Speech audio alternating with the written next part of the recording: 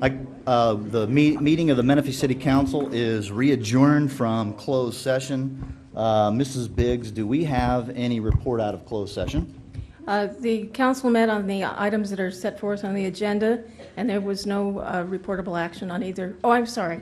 There was reportable action on a vote of 3-1. Councilmember Denver voting no. The council directed us to join the, as an amicus, the, Orange Citizens for Parks and Recreation versus Milan case, supporting the appellants in that case. Thank you very kindly. Madam Clerk, would you call the roll? Yes, sir. Councilmember August. Councilmember Furman. Aye. Councilmember Denver. Here. Deputy Mayor Edgerton. Here. And Mayor Mann. Here. Thank you. And Madam Clerk, who do we have offering words of inspiration tonight? As Bishop Jerry Wilcox could not make it, Mark Lovell, counselor to the bishop, is here with the Church of Jesus Christ of the Latter-day Saints. And hopefully I just said that right. There you go. Thank you.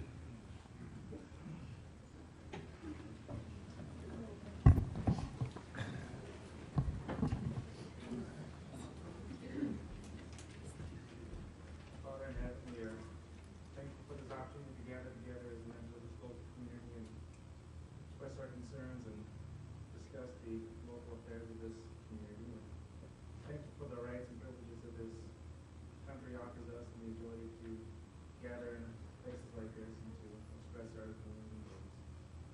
We are grateful for those members of the armed forces who put their lives in jeopardy and sacrifice so much to preserve the many freedoms that this country has to offer, and we ask a blessing upon each of them as they serve this country. We're grateful also for the service of the public servants of this country, both nationally and locally, and we ask a blessing and inspiration upon all of them as they seek the best interest of the citizens of this nation and the community, that they will be guided and directed and to know what is best. And these blessings we ask for, and this gratitude we give thee, and do so in the name of thy beloved Son. Amen. Amen. Thank you very much. Deputy Mayor Edgerton, would you lead us in the flag salute? Yes, put your right hand over your heart and follow me in the Pledge of Allegiance to the flag of our country. I pledge allegiance to the flag of the United States of America and to the republic for which it stands, one nation, under God, indivisible, with liberty and justice for all. Thank you, sir. It looks like we have a presentation for this evening. Madam Clerk, could you, or Mr. Johnson, could you take it away? Thank you, sir. We have our interim Community Development Director, Charles Leclerc, to give you a brief oral report on the status of the plot plan and variance remanded to the Planning Commission regarding summit equipment. Thank you, Mayor, Council. You may recall that Summit Equipment Rental, Plot Plan 12-78 and Variance 12-184 was presented to you on July 16th. At that public hearing, you remanded the item back to the Planning Commission. The Planning Commission on August 13th considered the items and unanimously approved resolutions to approve those projects subject to conditions of approval. We have not heard any comments from the applicant in opposition to that, and we believe it's going to go forward at this time. Thank you, Mr. Leclerc. Are there any questions from the council to staff? Hearing none, thank you very much. Thank you. On to approval of the minutes. Agenda item 6.1, minutes of the special council meeting of July 30th, 2013. Are there any changes to the minutes of that meeting? Hearing none, those minutes are ordered. Agenda item 6.2, minutes of 6 August 2013. Are there any modifications to those minutes? Hearing none, those minutes are accepted.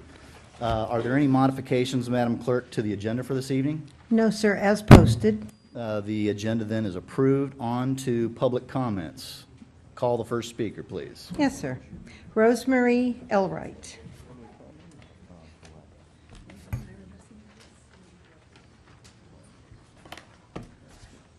Thank you. Distinguished Mayor Scott, council members, residents of the city of Menifee.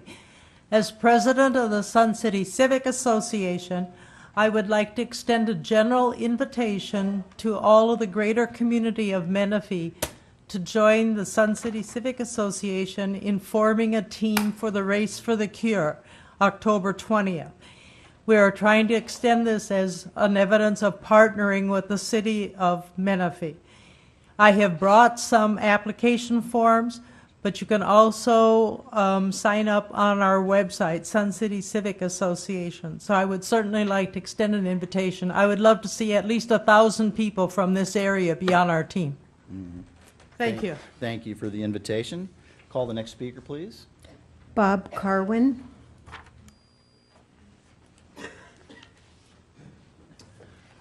Good evening, members of the council. I've lived in this town since 2001. My children go to public school here, and I've been a business owner in town since 2006. Specifically, I'm an attorney. I have a law office in town practicing personal injury and family law. So as you imagine, I'm well in favor of a new courthouse in the city of Menifee. I've heard a lot of opposition. There seems to be pretty even in the debate in town, so I wanted to give my 2 cents to the council. Now, in Menifee, we pride ourselves on a quiet country lifestyle to an extent. We like the slow pace, we like the open spaces, but we also want resources for our families, excellent public services like our high-quality school system, and a way to earn a living that doesn't require a 2-hour commute in each direction. In other words, we want access to the things that improve our lives. Now, imagine you're a victim of domestic violence living in Menifee. You and your children need protection, and you need it now. Under the current court system, you have to drive to downtown Riverside, perhaps in traffic an hour in each direction, or at the very least Hemet, 30 to 45 minutes in each direction. You have to find someone to watch your children. You have to take the time off of work to do those things that you need to do to protect your family. A family law court in town, which is what the new courthouse proposed would be, would provide easy access to the protection our families in town needs. It also would be an unlimited civil jurisdiction courthouse. This is high dollar people. This is high quality people. We are not going to be assigned criminal or traffic cases. I will say that again because that seems to be the largest misconception. There will be no criminal departments in the courthouse that is being built. So the bottom line is that those cases will continue to go to Southwest. How do we know that that won't happen in the future? Because they're not going to build a jail associated with it or a holding cell. Those are already in Menifee. They're not going to bring it across the hill. It's a brand new facility. Now, over the past 7 years in town, I've handled about 650 cases.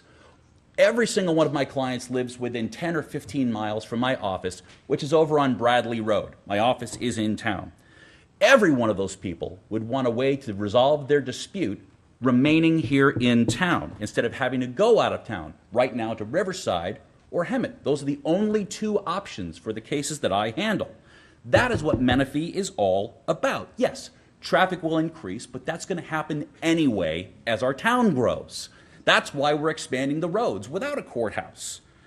We're not going to increase crime. Like I said, we're not bringing criminals to town any more than we already have. So what we're going to do is increase the visibility of our town. We're going to increase professional services Mr. beyond... Carwin, that's your time. Oh, I missed it. Wrap up. I will wrap up. My apologies. The court's going to be built somewhere. The county knows Menifee's the best place. The city council knows Menifee's the best place. Please support a courthouse in the city of Menifee. Thank you. Okay, ladies and gentlemen, thank you, Mr. Carwin, for your comments. It's a large crowd this evening tonight, both in the main chamber and the hallway. We're going to limit outbursts in terms of clapping. So consider this your one and only warning. We're going to keep that to a minimum this evening. All right? We have other issues to contend with tonight and other speakers. So with that in mind, call the next speaker, Madam Clerk. Ann Pica?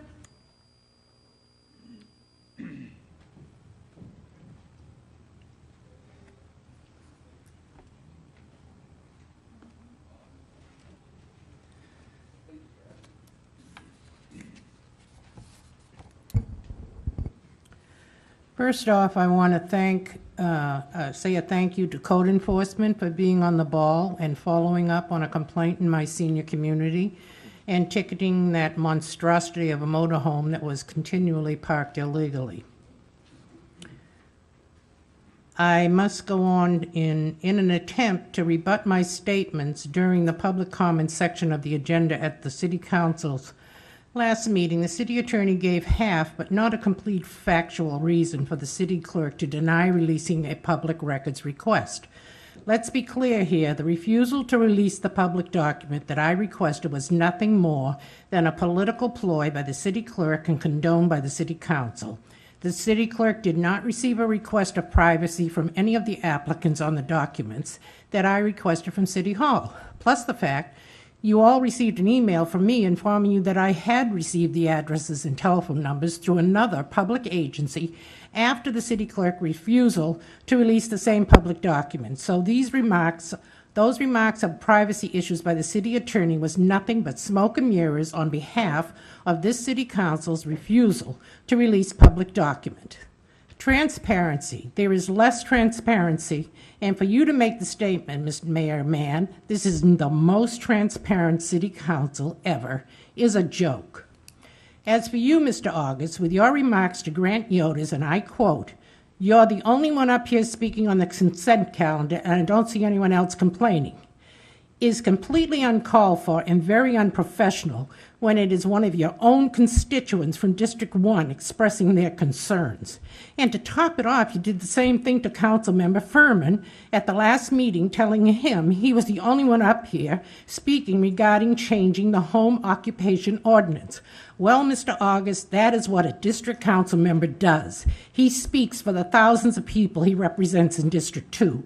Maybe you sit back, keep your mouth shut, and learn from someone who truly is representing his district. And while you're learning from Councilmember Furman, maybe he can teach you how to answer your voicemail and how to respond to messages on your recorder. Who are you representing up there? Because it sure is not District 1. Next speaker, please. Grant Yoders.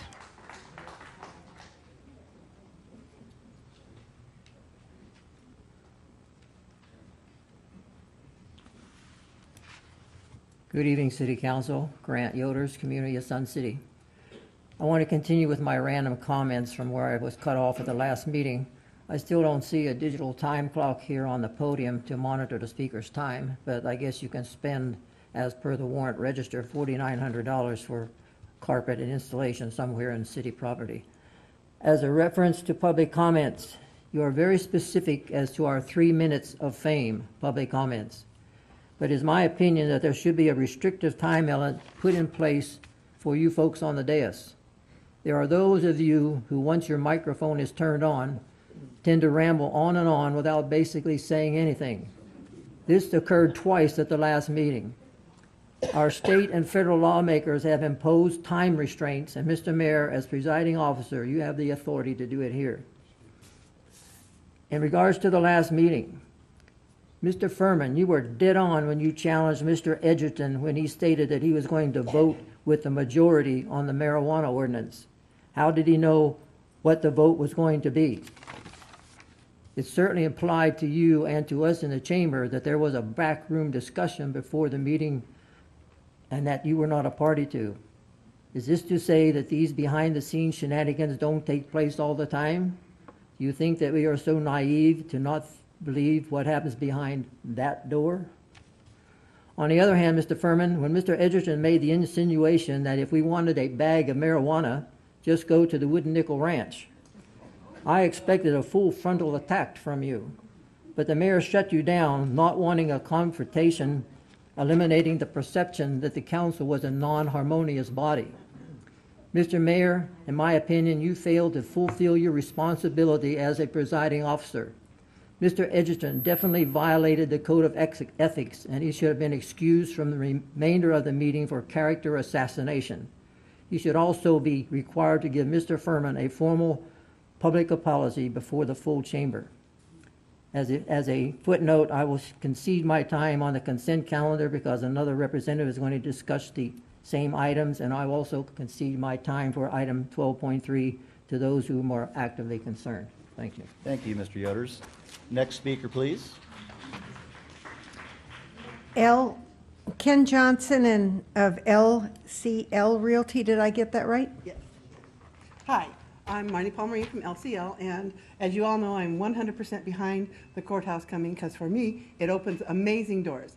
Mr. Johnson has been a business advisor and very much involved in some deals that I'm doing now. I was talking about us here, and he also said, well, that's what I do on the other, and he moves entire businesses. So, Ken Johnson.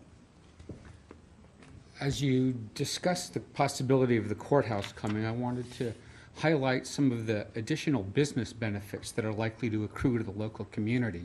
In addition to the jobs that are in the normal report regarding the judgeships and their staffs and the people actually employed at the courthouse, it's going to bring a lot of extra business. There will be attorneys and their staffs. These people all eat lunch, they eat dinner, they want to shop near where they work, so there'll be additional opportunities for restaurants, retail establishments. As the other gentleman said, a lot of these are very high-end people. They're spending their money in the community. They may choose to move to the community, which helps things. Their businesses, in turn, buy other products. There will be additional opportunities for computer stores, stationery stores, dry cleaners, businesses of all sorts. So as you consider the possibility of the courthouse, I would just have everybody be mindful of the fact that there's lots of business benefits that don't generally show up in the original assessment. Thank you. Thank you. Before we take any more public commenters, for those of you who are contemplating making comments about the courthouse, there's nothing on the agenda this evening for us to discuss on the courthouse. It's not even up on the agenda for the future, so be mindful of those comments. You must be speaking about things that you read in the press or that you heard on the street or from meetings or something such as that. So just be mindful that there's no decision before this body regarding the courthouse tonight or in the near future. Madam Clerk, the next speaker, please. Karen Nolan, LCL Realty. Good evening, Karen with LCL Realty. Thank you for taking the opportunity to let us speak this evening. I'm also here just to, I had heard on the street that there was a potential proposal for a courthouse. And as a manager and administrator for LCL Realty and Property Management, I just wanted to encourage you to consider the proposal if that was before you sometime in the future for the courthouse. I work with a lot of people in the community, renters and landlords. Our property management is one of the largest here in Menifee. We manage a little over 300 homes, 120 of them directly here in the Menifee Sun City area. So I see a lot of residents and a lot of investors. And I would say that bringing in a courthouse would definitely help the community, would also help your residents. And I see a lot of residents who have to give us notice to vacate because of lack of job involvement. We want to help the community to grow and help to bring the solid, good people into this community as well. Thank you. Thank you very much. Next speaker, please. Katie Manier.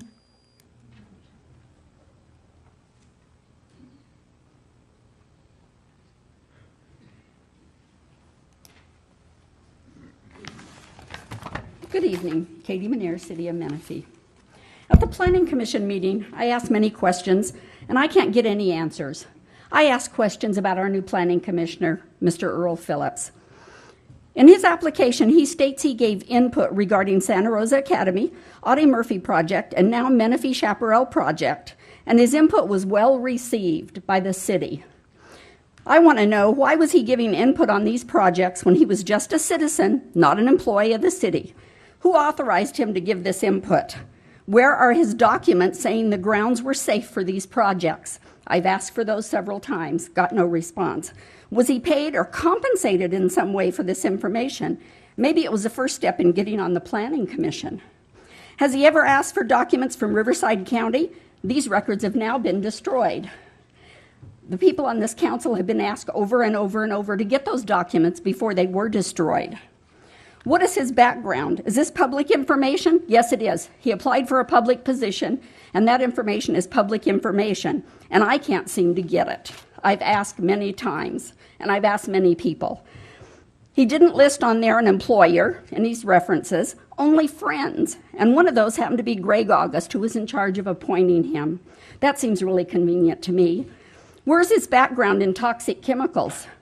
I was told they couldn't comment on my opinions, and these are facts, not my opinions. So I want answers, and I will have to investigate how it can be obtained if I don't get some answers from somebody on the city staff or on the council. Madam City Clerk, has Ms. Manier's public records request on this matter been answered? Yes, sir, it has. And have we complied under the law with the request? Yes, sir. There were no records, as the individual who she requested records from was not with the city in any way, shape, or form. No records came in. It would be similar to any input she would give with her opinion. Those wouldn't bring records. It would simply be records that just speaking or opinions. All right, thank you. Next speaker, please. Marty Lands, did I get that right? You did. Good. Council members, I was at a meeting this morning and heard a little bit about that we were going to have a discussion, or there was some about the courthouse, and apparently what we heard was wrong. But I'm here for the courthouse anyway. I am the owner of LCL Realty, and we do a lot of commercial building and commercial placement. And we are getting a lot of requests for businesses to come to Menifee, and we just simply don't have the place for them. There's just not. We're having to place these people outside of our outside Menifee. With the courthouse coming in, there's going to be a lot of ancillary businesses that need to come in and support those businesses, and we have a pretty good handle on the people coming in and asking for it. We need to consider this. We need to consider all the other businesses that are going to be attached to that, as was indicated before. I do.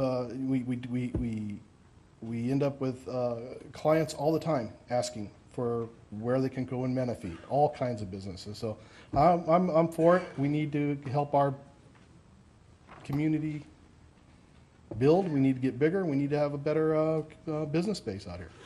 Thank you. Thank you. Councilmember August? Excuse me, sir. I didn't get your last name. Could you give me your last name, please? L-A-N-Z. L-A-N-Z. Thank you very much. Thank you. Madam Clerk, do we have any more public commenters? Not on the public comment portion of our agenda. Okay, thank you. On to council member updates and comments. Council members, do we have any updates or comments? Council member Furman. Thank you very much. I would like to clear up a few loose ends from the last council meeting about the discussion we had on the home-based businesses. The discussion, which was directed towards home-based business on 1 acres and more, that have been operating since before incorporation. It was obvious that no one could stay on topic. For example, Wally gave an example of 5 acres next to a housing tract. Sorry, no such case exists. Then he says he doesn't want people working across the street in their driveway. Sorry, there's already an ordinance that covers that. Kaskin Klein made comments that he doesn't want people to build industrial buildings with no road improvements. Sorry, not on topic. We are not building anything new. Mr. August made comments, already ordinance in place. Sorry, there are not already ordinances in place. Lisa failed to answer my question. Rob Johnson was trying to help when he said one size doesn't fit all, when actually, in fact, one size does fit all. No one could stay on topic. The depth and the breadth of this discussion, could have gone a lot longer. Prior to the last council meeting, I had a dinner with the mayor. We had discussed this topic, and I suggested that we make a motion to send this back to the Planning Commission, and the mayor agreed to second the motion. Well, the mayor recanted on that motion. Mr. Denver then made a motion that the home-based business discussion be voted on, and the discussion was torpedoed. The council now is telling the rural community to open their wallets and get their gloves on, get your provisional business license, and comply by 2015. If you don't, pack up your tents and move to Wildemar. I would like to see a workshop on this issue. It's the right thing to do. Am I the only one who wants to help the rural business community? Now, my second point. The mayor was enlightened at the last council meeting that the Planning Commission could work on ordinances. Now I see an urgency ordinance on the agenda again. What is the urgency with manure? The world has dealt with manure since the beginning of time. When did it become an urgency? Perhaps this is get her done so fast that the rural community doesn't have time to react. Okay? Now, he made a comment about an MS4. Now, I know nobody in this building knows what an MS4 is, so I'm going to explain what an MS4 is. He who? You did. Oh, thank you. For the record, that was me that said that. Right. Okay. The mayor said he threw out MS4. Now, polluted stormwater runoff is transported through municipal separated storm water sewage systems, MS4, from which is often discharged untreated into local water bodies. MS4s are owned by the city. They are designed to convey stormwater, and the city must obtain a National Pollution Discharge Elimination System. That's NPDES, okay, permit, and develop a stormwater management program. Now, Ms. Biggs, if you could, would you please see that I get a copy of those permits? And also the NPDES permit that allowed flood control to redirect a blue line stream into a storm drain on Holland Road. Now, to go back a little bit, I previously complained to flood control about dumping polluted stormwater across private property. It is illegal to dump polluted stormwater across private property. The property owners were assured that measures would be taken to divert the water elsewhere. To date, nothing has been done. That's been over 5 years. Citizens such as me are forced to put up with the property flooding every year. The city is in violation of the law, yet there is no urgency in this matter. Now fast forward a little further.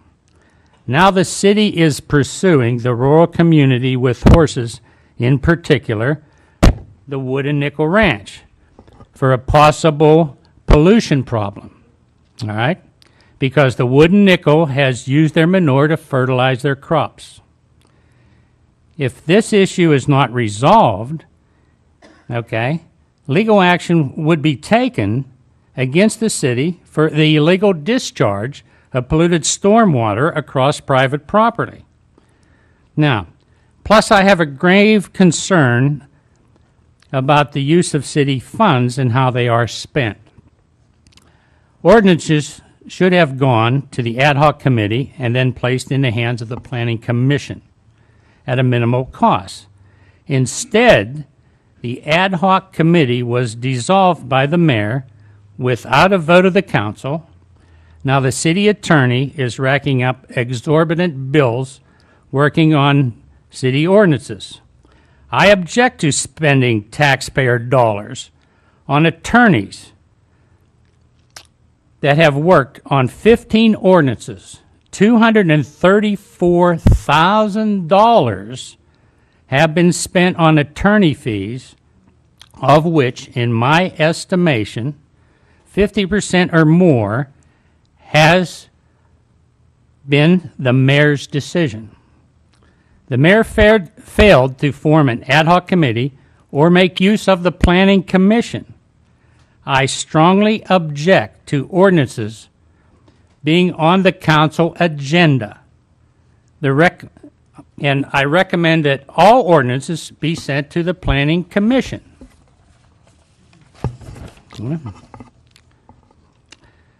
Since one councilman doesn't want to irritate the mayor, and the others vote with the mayor, maybe we should have the mayor and no council. All right? All right. You all wanted transparency. Here it is.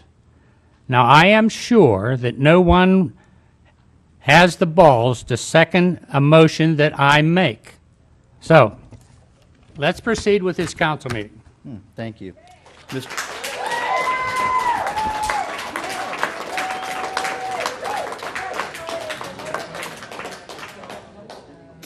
Councilmember August, you're up.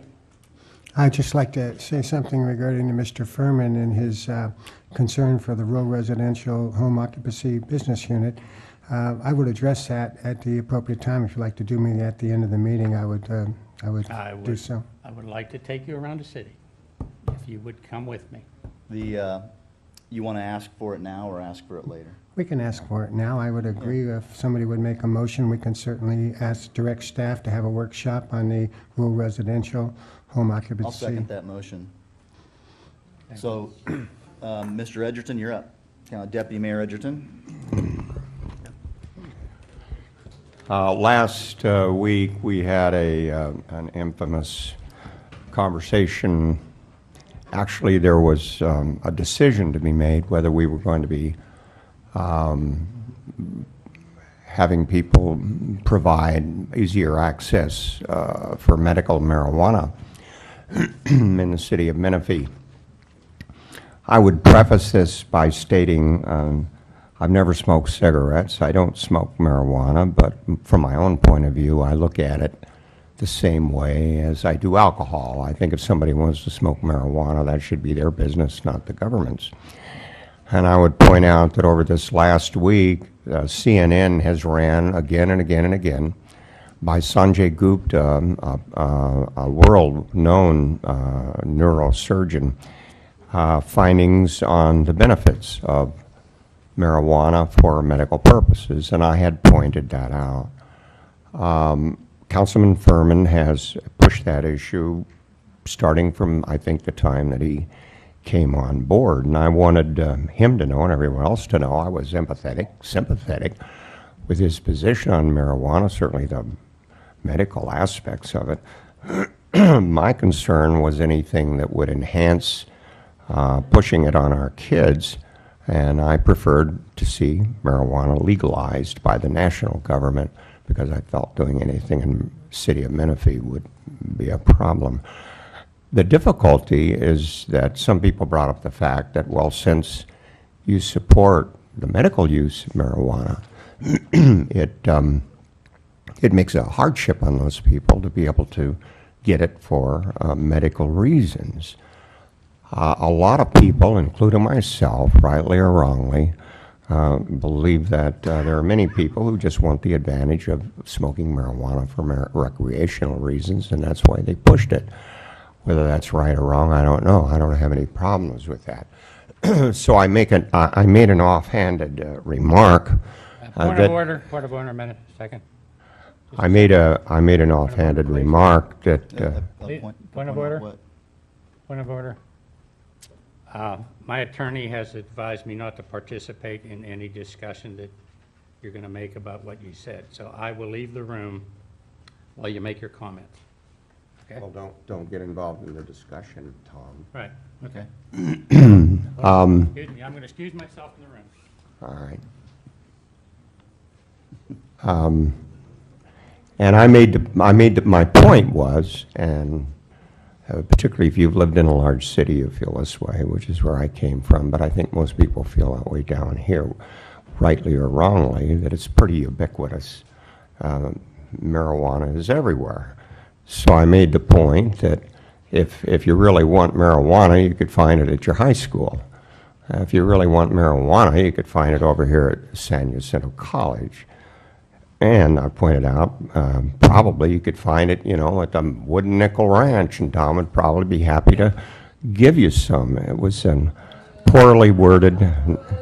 Well, okay, it was poorly worded, and I shouldn't have said it. I did. It was not. It was not intended.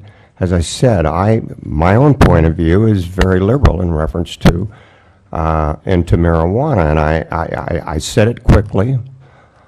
As often the case, you talk faster than you think, and I wish I hadn't have said it.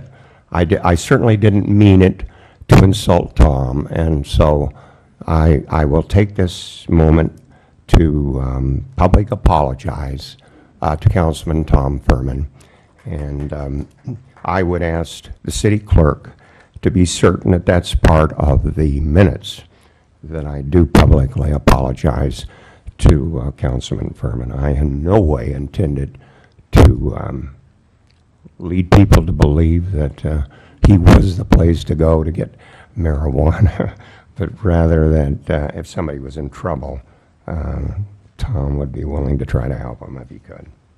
So I apologize, and I would like to retract what I said.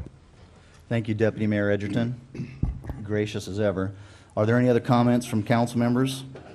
Mr. Denver?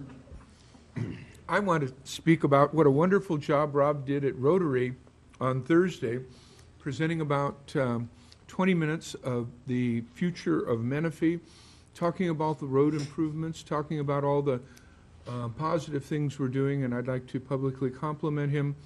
And I have no idea who wrote that speech for you, but it was excellent. Thank you, sir. Thank you. I had the opportunity with Councilmember Furman to address the Faircrest Homeowners Association since last council meeting, and I've been going through all the HOAs in the city along with the council member that represents that district, and Mr. Furman came with me to that. I also addressed the Holiday HOA, and I had the privilege of opening the AYSO soccer season this last Saturday, which was a good time to see all the young kids out there. And I also participated with the mayors of the 3 other new cities in the state of California. We made a SB 56 support video, which is going to be going to all of the assembly members and the senators up in Sacramento, touting the need for their yes vote on SB 56 and restoring our VLF revenue that was lost as a result of Governor Brown's decision in 2011. And that video is being produced with no taxpayer money. It's fully funded pro bono from a production company. So that's my report for this particular week. Mr. Denver, you had another comment? I do. I've been reminded that we had a very important meeting. The Public Safety Committee meeting was this last week, and we discussed the policing in Menifee, and it was the part that was really, besides just, it was an excellent meeting, is that it went into depth on the history and the detail of how Riverside County Police operate in our area, and the numbers and the way it's done, and the relationship we have with other cities in the county. It was really, really interesting, and even as much as I've been around in this area and been on the council for a while, it was very enlightening, and compliments once again to the police department for putting together a really excellent presentation to us. Thank you. Thank you for that. Are there any other council member updates or comments? Hearing none, on to the consent calendar. Is there a motion to adopt the consent? Oh, excuse me. I want to. Madam Clerk, we have speakers on the consent calendar, yes? Yes, sir. Please proceed. And there are 3 slips turned in from one individual, so just to let you know, you will speak in your 3 minutes on any item on consent. Okay, so you have your 3 minutes regardless of the items. So the first speaker is Ann Pica.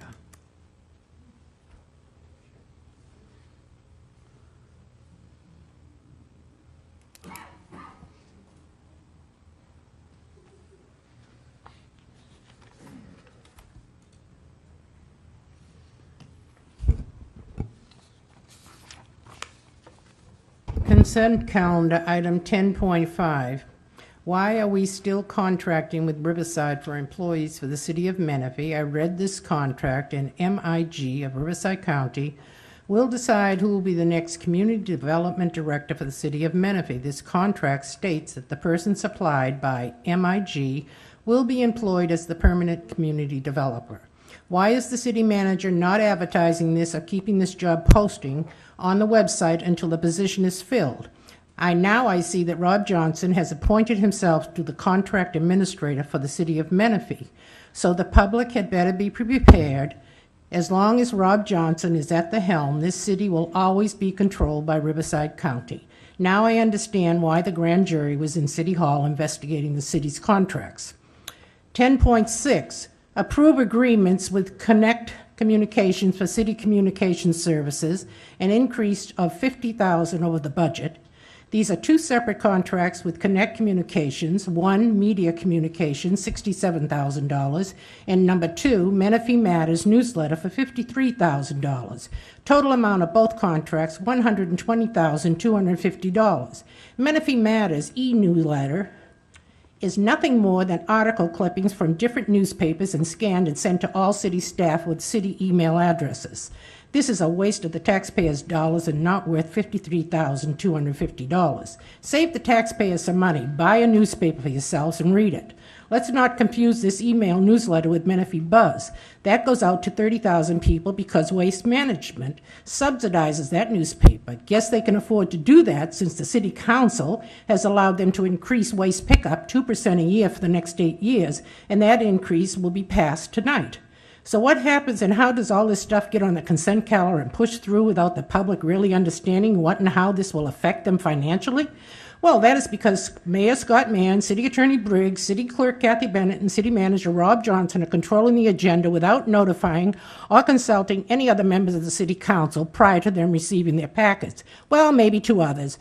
No, but not the City Council members, only the privileged clique of three. Transparency? Oh, sure. Our Scott Mann, he will tell you they are the most transparent city ever. What a joke.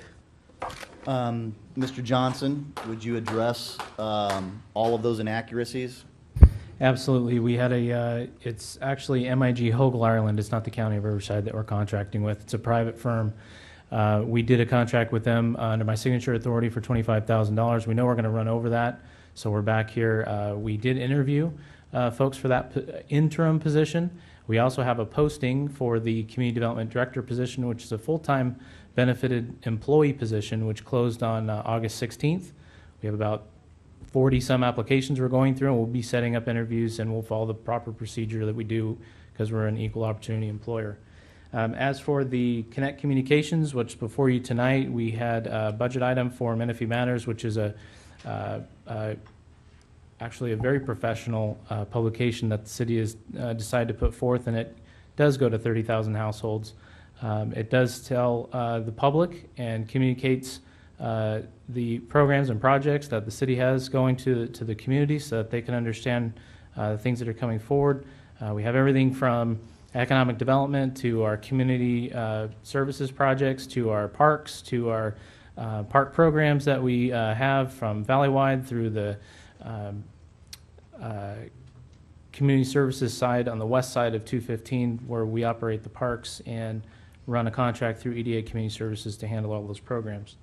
I believe that covers the majority of what she's saying. 10.7, I think she brought up the 2% increase. It's actually a CPI adjustment.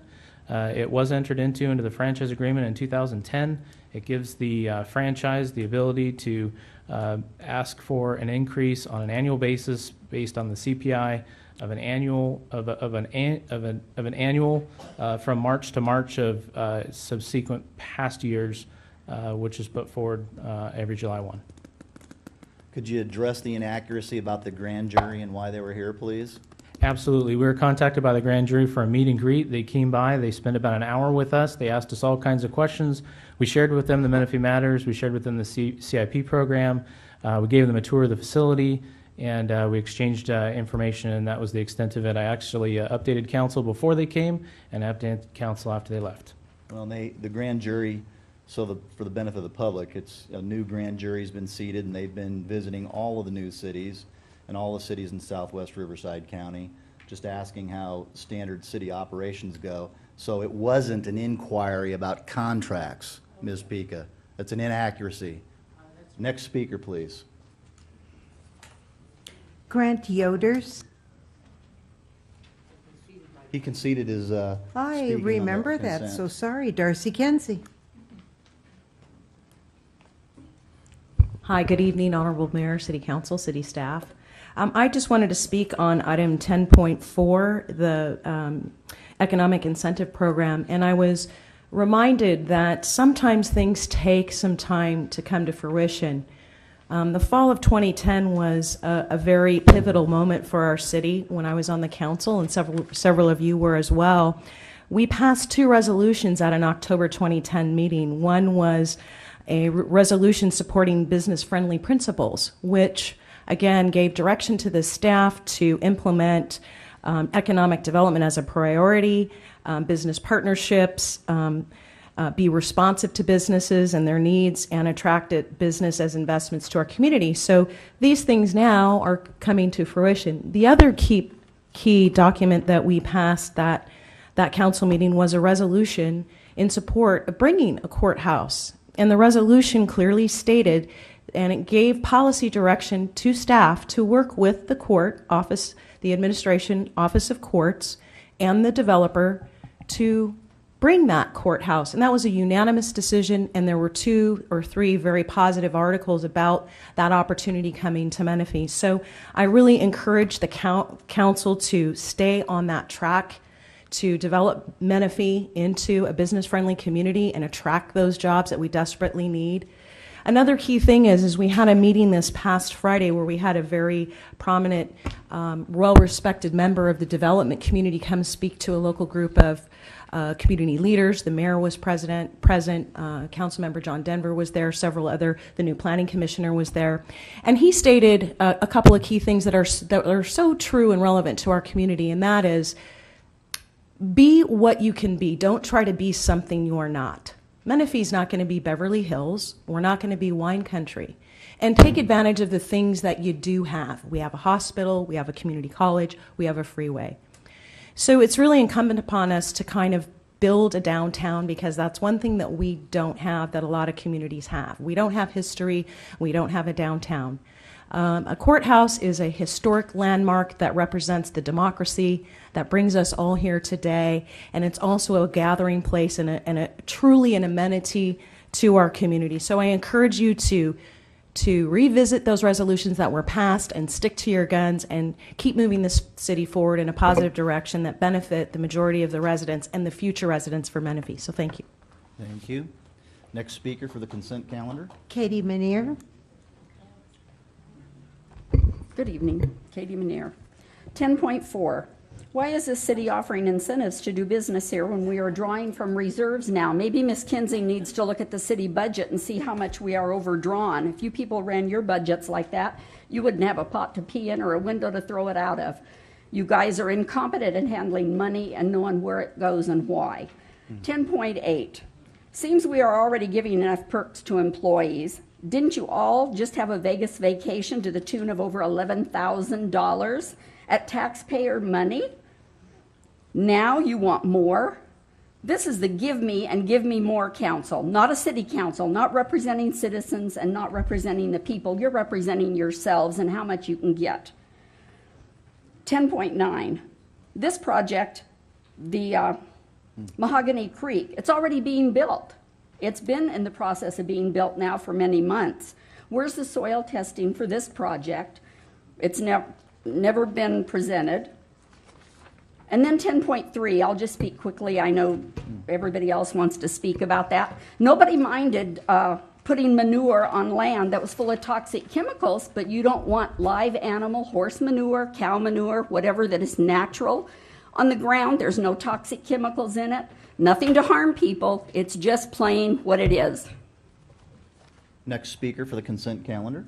Those are all the speakers for consent, Your Honor. Thank you. Is there a motion for consent, or are there any items wish to be I want to pulled? pull 10.5 and 10.6 for a separate vote. Very well. 10.5 and 10.6 may have a motion for the balance of the calendar. So moved. May I have a second? Second. Roll call vote, please. Councilmember August. Aye. Councilmember Furman. Aye. Councilmember Denver. Deputy Mayor Edgerton. Mayor Mann. Aye. Thank you. Agenda item 10.5, Mr. Furman, you have the floor. All right, I do have the floor, but I am going to group 10.5 and 10.6 together in a discussion. Now, what I see is we have a $60,000 expenditure. We have a $120,000 expenditure, and possibly the $100,000 savings that we could reduce our attorney fees. That's close to $280,000. I would much rather see that money spent on the park that was donated, that was offered to give to the city, 13 acres. It's 20 acres, not 13. Which 20 acres are you talking about? The one, you're talking about the corner of Craig and... No, that's another debacle that's in the history. Which, Okay. well, be clear on which debacle. All right, we're talking about the 13-acre park in Quail Valley that Canyon Heights offered to give to the city. It's a 13-acre park. After 2 years of negotiation, I have heard nothing except a denial that we don't want the park. All right? True, it needs $200,000 worth of improvements. It needs a parking lot. It needs the fences fixed. But it would be a soccer field and a park on the west side of the city. So I am not in favor of spending this money on stuff that could be redirected to our staff, our employees, the three girls in the front office working on the Menifee matters, and stuff that you can get on the computer, online, you can read in the newspaper. So I cannot support either of these measures, 10.5 or 10.6. Okay, thank you, Mr. Furman. Okay. Mr. Johnson, could you briefly address, to the extent that you legally can, any update with respect to the potential of this city taking over that currently privately owned park? Absolutely. We've met, I believe, twice with the homeowner group out there. They have recommended to try to donate the park to the city. We went through, did quite an inspection on it, and you're mostly correct. It assumes that there's about $200,000 worth of work that would need to be done out there. However, the ongoing maintenance and operation of that park is actually under a condition of improvement for that development. The HOA is supposed to be paying for that. So if we were to acquire that park, we would also need to acquire the ability to operate it and maintain it in perpetuity, which we don't have the ability to do at this point in time. Secondarily, we've provided the HOA a list of not only improvements that we think need to be made to bring the park back up to a proper standard, but more importantly, they were also to have a CIP account of so that they could repair and replace some of those issues. They haven't been forthcoming on what that account is, or if they're legally obligated to actually turn that portion of it over to us as well, cutting down our costs. Finally, we asked them for electric and water bills so that we would know what the ongoing maintenance and operation of that was, so we could include that in any budget that we brought forward to council. We have not denied them giving us that park. Mr. Denver, you All right. had your light on first. First, go ahead. Did you want to speak? I'm going to wait until after. All right, Mr. Furman? Where we are right now is, okay, that is my district, all right? And I have been devoid of privy of this information. I have not been in negotiations. I've made suggestions. But all this basically has been done without the councilman in that district knowing what the hell's going on, okay? I don't get any information. I don't get newsletters. I don't get called in for a meeting. All this is done basically behind my back, and it irritates me. And it should Okay. irritate you. Ladies and gentlemen, there'll be no more outbursts from the audience. There'll be no more clapping, all right? We're going to invoke the decorum policy. You're more than welcome to stay, but you'll stay and you'll address and you'll be civil. Thank you very kindly. Mr. Denver, I'd like to move for approval of 10.5 and 10.6. can we take them at the same time, or do you have to have separate motions since they've been pulled? They can be taken together unless you wish them separated. I don't see any need to have them separate. Can I have a motion on the can I have a second on the motion? Motion. Thank you. Roll call vote, please. Councilmember August. Aye. Councilmember Furman. Absolutely not. Councilmember Denver. Aye. Deputy Mayor Edgerton. And Mayor Mann. Aye. We have no public hearings this evening, which brings us to our discussion portion of the agenda. Item 12.1, approve revised administrative policy for general fund and adopt resolution 13-340 establishing the City of Menifee Financial Stabilization Agreement. Do we have any speakers on this agenda item? No, sir. I'm assuming there's a staff report. Yes, Yes. Mr. Mayor, members of council, Finance Director Terry Willoughby has the update for you. Thank you. Thank you. Good evening, Mayor and Council. I'm bringing you tonight an update of the fund balance policy and the establishment of the financial stabilization arrangement. This item was reviewed by the Finance Committee on July 23rd, and all of their suggestions have been incorporated into the policy before you this evening. The Governmental Accounting Standing Board Statement Number 54 was issued recently to standardize fund balance reporting between different agencies. In June of 2011, Council adopted Administrative Policy FN-01 and Resolution 11-226, setting the emergency contingency reserve level and establishing a fund balance policy of 25% of operating expenditures. The policy presented before you this evening would replace any previous fund balance policies in their entirety. This policy is in line with the best practices as identified by the Government Finance Officers Association. That organization recommends a fund balance policy in the general fund of a level of equal to 2 months of operating expenditures, which equals 16% approximately of expenditures. There are different categories. The first is restricted fund balance. These are restraints that are imposed by external sources, such as legal restrictions, or perhaps if the city had debt issuances, there may be restricted fund balance. The city doesn't currently have that. There are 3 categories of unrestricted fund balance: committed, which can only be used for specific purposes taken by formal action of the City Council. And for that category, we are recommending that would be the Financial Stabilization Reserve. The next level is assigned. The amounts are intended for a specific purpose. They can be established by designating officials, the city manager or finance director.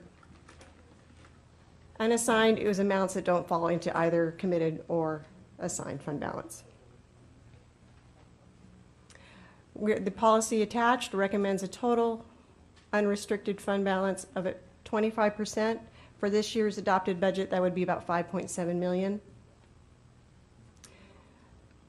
First component is unassigned, which would be a minimum level of 5% of operating expenditures. Next level, economic uncertainty reserve, which is assigned fund balance, unrestricted, 10% of operating reserves.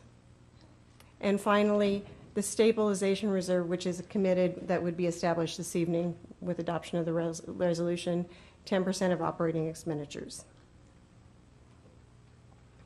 There's also included in the policy provisions for the use of surplus fund balance. If the total unrestricted fund balance is greater than 30%, council has the option of using that surplus fund balance for capital and one-time expenditures, and those would have to be specifically approved by council. So to summarize, it establishes overall recommended minimum level of unrestricted fund balance, establishes a financial stabilization reserve with specific guidelines for when that might be used, identifies criteria for use of fund balance, and establishment of this policy will assure the city's financial stability. With that, I'll take any questions. Thank you, Ms. Willoughby. Are there any questions from the council? Mr. Denver? Could you explain to me how you can have a fund that's used for an emergency that we have assigned to a task? It would be set aside for that specific purpose. For the operating or financial stabilization reserve, it's to be used in a catastrophic event or emergency. Say if there's a large emergency and the city is required to use that money and we would be waiting for reimbursement from the state, we would need specific council action to dip into that reserve. But it's not for something else that we want to do. Correct. It's an emergency type fund. Right, and those procedures for use are identified in the policy. Thank you. Deputy Mayor Edgerton? Yes, thank you for that, Terry. Well done. When we use reserve funds for specific purposes, as we have in the past, would it not be appropriate at times to create a sinking fund, as it were? In other words, it would be designated for some future project, and we would fund it, but it wouldn't be considered a reserve. It would be a fund for a specific purpose in the Correct. future. Type examples of those are fund balance that's set aside for perhaps future construction, city hall, future capital needs for the city, and we could certainly establish that at a later time. Thank you. Thank you. Are there any other questions? I'd entertain a motion on this agenda item. May I have a second? Second. Roll call vote, please. Councilmember August? Aye. Councilmember Furman? Yes. Councilmember Denver? Deputy Mayor Edgerton? Mayor Mann? Aye. Thank you. Agenda item 12.2, approve a memorandum of understanding with the Menifee Valley Chamber of Commerce to coordinate events, programs, and services. Do we have any speakers? No, sir. Staff report, please. Yes, sir. Mr. Mayor, members of council, Jeff Wyman has been working on this for several months. Prior to entering into a memorandum of understanding with the Menifee Chamber of Commerce, we've specifically over the past 4 years been sponsoring events of theirs. Jeff came up with an idea to put those dollars into certain categories that the city would then be able to receive information or programs and projects from. And Jeff Wyman, your Economic Development Director, is here to take this item. Good evening, Mayor and council members. I have a short presentation for you this evening on the Memorandum of Understanding between the City of Menifee and the Menifee Valley Chamber of Commerce. The objective of the MOU is to further the great partnership that the Chamber and the city already has, while leveraging this partnership to increase outreach efforts. The Chamber, through this MOU, will help us coordinate events, positive marketing of the city, and business-related services and programs. Some of these programs and services include, in the attachment that is a part of the MOU, Mayor's Roundtable Discussion, Menifee Business Directory, a Shop Menifee website, which is really necessary and needed in the community at this moment in time to try and keep those sales tax revenues here within the city. A business improvement program, which we currently have operating now, and the Chamber is assisting us. Currently, we have a person that actually spends time at the Chamber office and is open for business for anybody, any small business, or someone that wants to open a business to come in and talk about it through the Small Business Development Corporation, and our facade improvement program that we would like to get up and running within the city. So they would be helping us with that, among a few other items that are listed in the MOU. The MOU memorializes the financial sponsorship and partnership into an agreement between the city and the Chamber. The term is through 2014 or upon termination by either party. And the programs and events listing will be reviewed and amended annually to determine, to analyze it, see what's working, what's not working, what can be made better. And the total value is up to $38,000. That completes my short presentation. If anybody has any questions, I'd be happy to. Are there any questions of staff? I just had a question about the facade renovation program. I recall in 2011, when Governor Brown disestablished the RDAs in the state, the Sun City Town Center area was scheduled for a facade renovation project, and it had been planned, it had been budgeted for, but because it hadn't been, an RFP hadn't gone out for the contract for it, it couldn't stay in the game, so it all fell apart.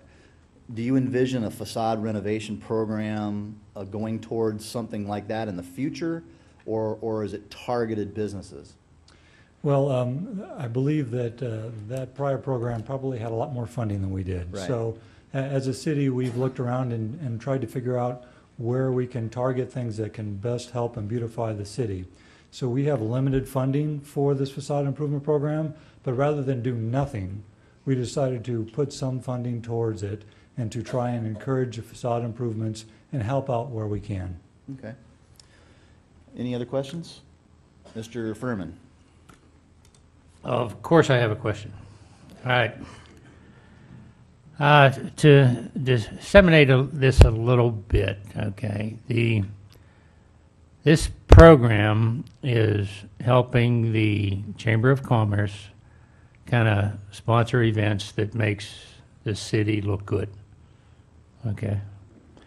Now, there are other events in this city that are run by nonprofit organizations. I'm going to give you an example, okay? The St. Vincent's Church up here on Murrieta and McCall, okay?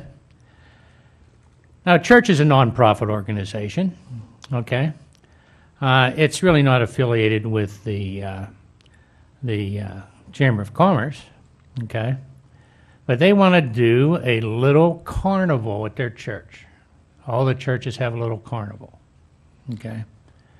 Now, why couldn't we help situations like that? Now, I know for a fact that they have been run through $3,200 worth of permits to do their little carnival at their church. Now, what can we do to help these situations in our city where we have nonprofits around that want to do a little event? It may not be just for, I mean, if you do a carnival for the church, it's not just the church people. Everybody in Menifee goes because it's a carnival. Anybody who has a kid is going to take it to the carnival, okay?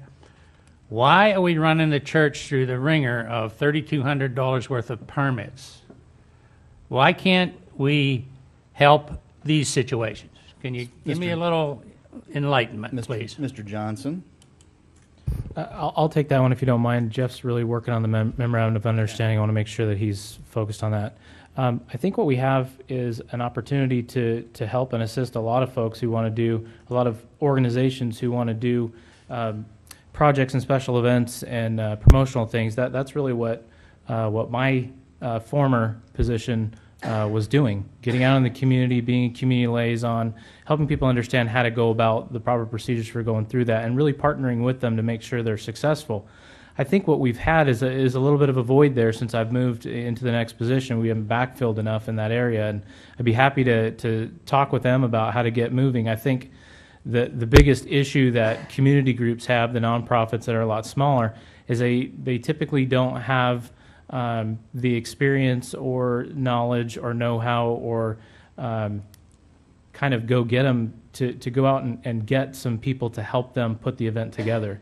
So when they come to the city and they come to the front counter, our staff is behind the front counter giving them everything they need, which is a permit-based system, as you know, if you come into the front counter. So I want to extend my hand. I'll get the information from you, from staff. I'll give them a call and see if we can help them out. I think there's a lot of other businesses in town who would want to partner with them to help them with fee costs and fee options and to help them plan out their events.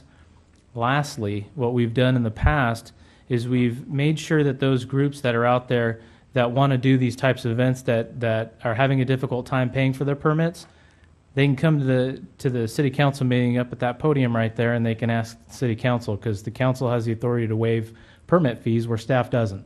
So staff's doing their job to provide them the information to get their program or their one-day event solidified, whereas maybe they need to take a different tack, then I can help them with that. All right.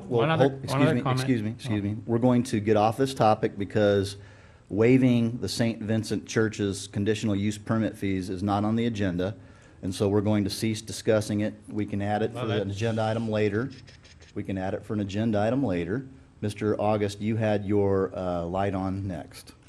Rob pretty much addressed what I was going to say. I would just invite everybody that has a nonprofit organization, if they want a partnership with the city, at least you have to come down to the front desk and start the process. That would be the first step. Furman? I'm very glad that Councilman August is kind of on my side with helping nonprofit organizations get a smoother shake, so to speak, a better hand, and less expense. Because these nonprofit organizations are doing a nonprofit I'm going to call you a out of order. nonprofit Excuse event, me, you're out of order. and they're not making any money. You're out of order. No, I'm This is not. not on the agenda. No, I'm You're not. more than I'm hel- talking in excuse general. me. In general, you can bring this up on agenda item number 15, if you so desire. Are there any other questions of staff regarding the MOU under agenda item 12.2? Hearing none, I'll entertain a motion. Put Rob down. May I have a second? Second. That's seconded by Deputy Mayor. Roll call vote, please. What, could I have a repeat of the motion, please? Yes, it was a motion to approve the memorandum of understanding with the Menifee Valley Chamber of Commerce to coordinate events, programs, and services. Do you want me to call the roll now, Your Honor? Please. Okay. Councilmember August. Aye. Councilmember Furman. No. Councilmember Denver. Deputy Mayor Edgerton. Mayor Mann. Aye. Yes, thank you. Thank you, Mr. Wyman. On to agenda item 12.3. Now, Madam Clerk, we have speakers, yes, but what I think I'm going to do, how many speaker slips do we have on this item, please? While I count them, sir, let me point out that 2 people brought me slips after you called the meeting to order that I cannot accept. So if your name is not called, that is why. Well, perhaps while you're counting those up, what we're going to do is we're going to take the staff report first. It may answer several of your questions and concerns. And then we'll take your comment on the agenda item. But because, how many do we have? 13. Okay, so we have 13 speaker slips. I'm going to, in accordance with the city's decorum policy, we're going to limit public comment to 30 minutes. So that means 10 speakers on this item after we do the staff report. So if you want to confer amongst yourselves, those who wanted to speak, confer quietly out in the lobby and maybe decide who wants to speak for you. As we limit, that would be helpful. And in the meantime, if you would proceed with the staff report, Mr. Johnson. Actually, I think I'm designated as the Oh, I'm sorry. deliverer of this Nah, particular I'm one. sorry. Actually, we do have a red line version of some changes that have been worked through since the draft report came out. And there are copies here if we want to get those distributed so that you can see what kinds of things have occurred here. So you're saying that, just to be clear, staff has recommended some changes on this ordinance since subsequent to publishing of the agenda? That's for the correct. public? So That's correct. if you could draw attention to those, that would be very helpful. Yes, I will do so. We do have a presentation as well. It was asked a little bit earlier, what is the urgency here? And the urgency is a very specific notice of violation issued to the city of Menifee by the Santa Ana Regional Water Quality Control Board. And that message basically requires that the city take action prior to August 31st to move forward with making some changes to its code so it can better enforce the water quality standards required under the city's MS4 permit and the NPDES ordinance. So those are the issues that are before you. That is the, oh, I'm sorry, Mr. Furman, were you going to recuse yourself on this? No, I don't. Okay. You have been advised previously that there is Very a much. I've been potential advised by conflict. my attorney that I can participate. Okay. Interesting.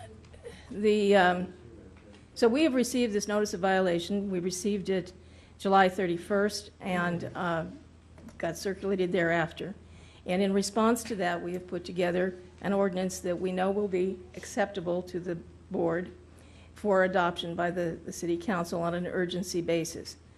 The regional board noted in its letter that during the inspection there was a specific property identified, that during the inspection the regional board staff notified the property owner that he must address the threat to water quality posed by the on-site accumulation of manure. The regional board, after noting that the city has had knowledge of this problem for some time, further stated the city either has ineffective ordinances or it has failed to enforce the violations of the manure handling ordinances at this site as required, by the MS4 permit and the drainage area management plan. The city was directed to revise its local implementation plan, which is currently underway, including its ordinances, to include the specific procedures to be followed to ensure effective enforcement, and develop a plan by August 31st, 2013, to bring the property into compliance. So we are responding directly to an order from a regional water quality control board, which is an arm of the state of California, to enforce the rules that are applicable here and under federal regulations as well. The ordinance, as written, the ordinance creates the best management practices, and they apply to all livestock owners who pose a threat to the water quality. The revision that is in the red line copy has changed the ordinance so that it will only apply to property owners keeping 10 or more livestock on the property, so 10 or more horses, essentially. The ordinance sets standards for weekly removal of manure and storage in containers and prohibits manure runoff onto the city streets, horse trails, or flood control channels. Manure spreading as an alternative to removal is prohibited, but composting is allowed by permit. So long as the property owner adheres to these standards and no complaints are filed with the city, there will be no change in operation. It's important to know that this is not the beginning of an investigation of every rural property in the city of Menifee. It is merely a standard so that when there are complaints, we have the tools to address them. Self-hauling of manure is specifically permitted, so those property owners who currently have methods of disposal of the manure can continue to operate in that manner. It is not required that the property owners use the city's franchise hauler for removal of manure. While the franchise hauler has an exclusive right to all solid waste within the city, generally there is a specific exemption for animal waste, and as a result, self-hauling or hauling by private hauler is permitted under the ordinance. Oops, what did I do? There we go. Finally, what happens if the ordinance is not adopted? Under the city's MS4 permit, and I've identified the nature of the municipal separate storm sewer system, the city is obligated to enforce federal standards relating to the conveyance of storm water set forth in the National Pollutant Discharge Elimination System. Failure to enforce these regulations can result in an administratively imposed fine of $10,000 per day. That is, the water board itself may impose such a fine. If judicial action is taken, that is, if nothing is done over a period of time and the water board elects to go to court on this, the fines imposed by the court may be as much as $25,000 per day. The reason this is being enacted so quickly is because we're under this order. And that's the end of my report. Are there any questions of council to staff? Questions only before we take public commenters. Mr. Denver. This is a question, although it sounds like a statement. Is it true that an organization, a government, went out to the Wood Nickel Ranch, investigated, found horse manure, and has come back and ordered us to fix it, and if we don't, there's dramatic penalties against us? That's correct. Thank you. Mr. Furman? You said that the property owner was notified?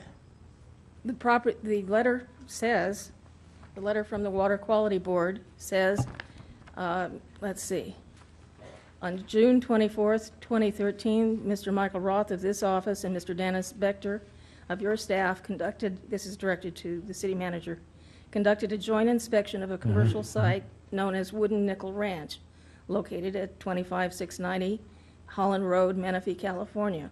We met with the owner, Mr. Furman, at the site. During the inspection, Regional Board staff notified Mr. Furman that he must address the threat to water quality posed by the accumulation of manure on site. We also informed him that another section of the Regional Board will address the potential dredge and fill violations that took place at the site. A copy of the inspection report is enclosed. Do you have a copy of that certified letter? Yeah. Is it signed by the violator?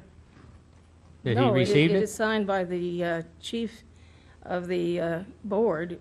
Okay, so the property owner has not officially been notified. I just told you what it read.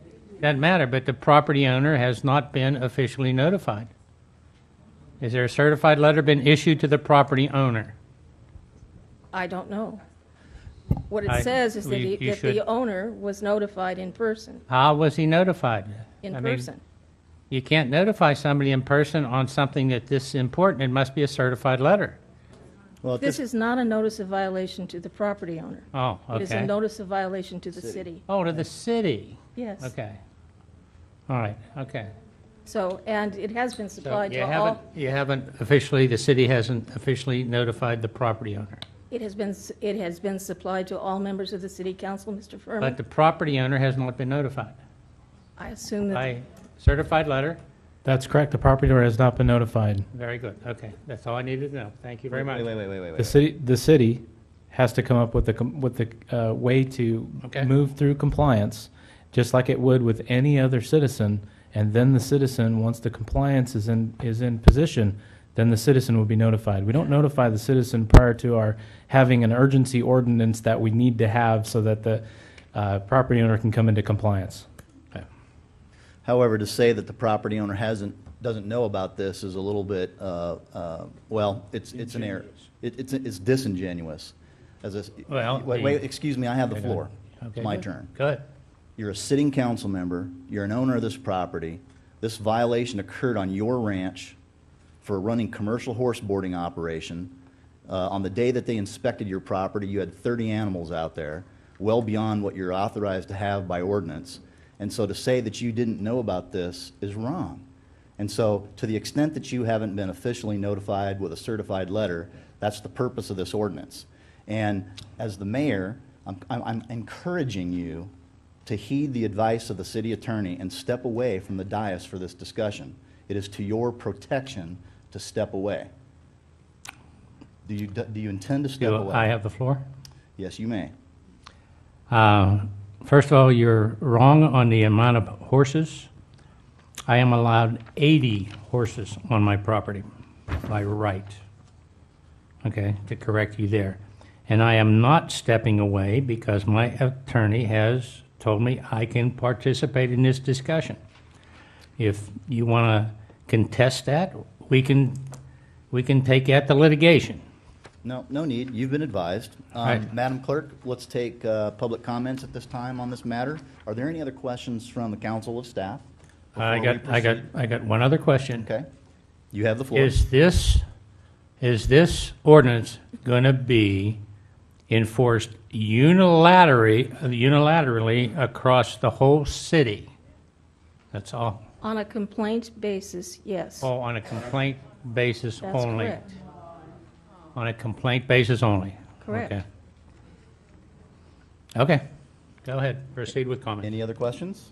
All right. Madam Clerk, we'll take the first of 10 speakers, if there are 10 still. It's time 8:23. We will close public comment at 8:53. Yes, Your Honor. Rick Croy. Do you have a question, Mr. August? Come on up to the podium, Mr. Croy, while Mr. August asks the question of staff. Mr. Mayor, I'm aware of your advisement to Mr. Furman. I'm also aware of what Mr. Furman's attorney advised him of. I don't think what Mr. Furman's attorney advised him should make a difference in what our decision is to, if we feel it's necessary that Mr. Furman should not be on the dais at this time. I think that should be our decision and not his attorney's decision. Now, I'd like an answer from the attorney. I respect your comment. Madam, Ms. Biggs? The only entity that can definitively rule on a potential conflict of interest like this is the Fair Political Practices Commission. Clearly, they're not on call right now. So I have advised Mr. Furman, to the best of my knowledge legally, that because this does have an immediate effect on him, and in fact is sparked by the notice of violation, that he should recuse himself. However, even if he did recuse himself, if he took my advice, that would not necessarily protect him. The only protection he can get is a letter from the FPPC. Ultimately, this is his decision alone. It is not the decision of the council. He's clearly aware of the concern, and if he chooses to move forward and continue to participate, he can do so, and whatever consequences there are will be what they are. Thank you. Did that satisfy your question? Okay, Mr. Furman, you had a follow-up? I would have a follow-up question. Could you state Section A of the exemption? Which exemption are you talking about? On the FPP thing, if you would read the exemption, okay. Why? You must prove that this situation applies to me only and no one else in the city. That's not correct. Well, okay. Continue the And discussion. and quite frankly, it's not a matter of proving anything. It's a matter of your exercise Okay. of your judgment. Thank you. Proceed. All right, let's take the first speaker, Mr. Croy. Lucky me. Anyway, thank you for letting me speak. The ordinance, I'm glad to see there is some wiggle room here. The ordinance as provided in the staff report was troubling. Norco is a unique situation, just as we are a unique situation. Our topography is different, our water flows are different. Every street in Norco runs into the Santa Ana River, so I understand their ordinance. The joke in Norco is that you need a separate trash can for your flies. It creates other problems. So, troubling is to me is that with the passage of a very restrictive ordinance, is that it will create inconsistencies. As we speak, across the street from my place in Bell Mountain, Mr. Valentino is running his sheep now to clear the fields, doing what they do. Excuse me. A strict reading of the Norco ordinance would require Mr. Valentino to diaper his sheep. So anyway, 30 to 45 days from now, when all the surrounding fields citywide are cleared by the sheep, millions of pounds of cow manure will be put on there to recharge the soil to accommodate the farmer's seed. For example, on Carboni and Scott, east of Antelope, thousands of pounds of manure are directly deposited on the Paloma Wash. A strict reading of the ordinance, that would be a violation. As you could see, we would request that any ordinance be scientifically based on our unique situation and not based on an unfortunate set of circumstances. I would like to pose a discussion, because I know we can't have any back and forth here. If the Norco-like ordinance is passed in order to get us over the hump with the state, is it something that's carved in stone, or can it be modified in the future? I think I have the answer to that tonight. I think it's still, in looking at it, it looks like it requires a little more work, but we're getting there, and I thank you for all your hard work on it. Thank you. Next speaker, please. Could I jump in here? I just kind of thought that it would be helpful to actually read you some of the changes, which I'd meant to do. First of all, the major change is that where it talks about applicability, it used to say that this applied to everyone who had any livestock. It now says the standards, regulations, and best management practices established in this chapter shall apply to all persons engaged in animal livestock keeping of 10 or more animals, or the animal livestock keeping in a location that poses a risk of contamination contrary to the positions of the Menifee Code, which is Chapter 1501, the municipal, the MS4 permit, and the NPDES and Federal Clean Waters Act. So it's very specific that it is only those who keep more than 10 animals and that pose a threat to the water. The other thing, let's see, the requirement to participate in the city's manure plan has been changed so that it says every person or owner of residential, commercial, or public property in the city of Menifee engaged in animal livestock keeping of 10 or more animals, or the keeping of the livestock in a location that poses the risk of contamination shall adhere to the manure management practices. So it's very much changed in that respect. The other thing that I do have to let the council know is that there is an additional change. Just to be clear, the payment of the bills states that the bill for any kind of manure collection charge that might be imposed if you use the city's franchise hauler is due and payable upon receipt. The following section, which is 6.20.100, sets a penalty, and it unfortunately says that it's due the date that the bill is declared due, which means that as soon as you get your bill, you're already delinquent. So we fixed that, and we're going to add it's delinquent after, and I believe we're going to go with 30 days if that's acceptable to the council. So that would be, and then there's a penalty that comes in. But other than that, the provisions are as they were, and they do apply, as it says, it requires all persons in the city of Menifee who keep livestock posing a risk to the environment to participate. So it is limited in that scope. And again, as I said, it's a complaint-driven document. So there's not going to be inspection of the entire city of Menifee. There is going to be a response that has to be pulled together to respond to the water board with regard to the property owned by Mr. Furman, because that's what that notice of violation was about. This ordinance will apply to everyone on a complaint basis only, and everyone who meets the qualification of keeping more than 10 animals. Mr. August, do you have a question of staff, or can we get to the rest of the speakers and then ask, because we'll have another opportunity to discuss changes? I can get something out of the way right now. Okay, go ahead. Go ahead. I'd just like to address Mr. Croy, and I know there's going to be several speakers behind him addressing the same thing. I just want to point out to you that I've received correspondence from several animal owners, a lot more than that, concerning the ordinance that we'll be voting on tonight.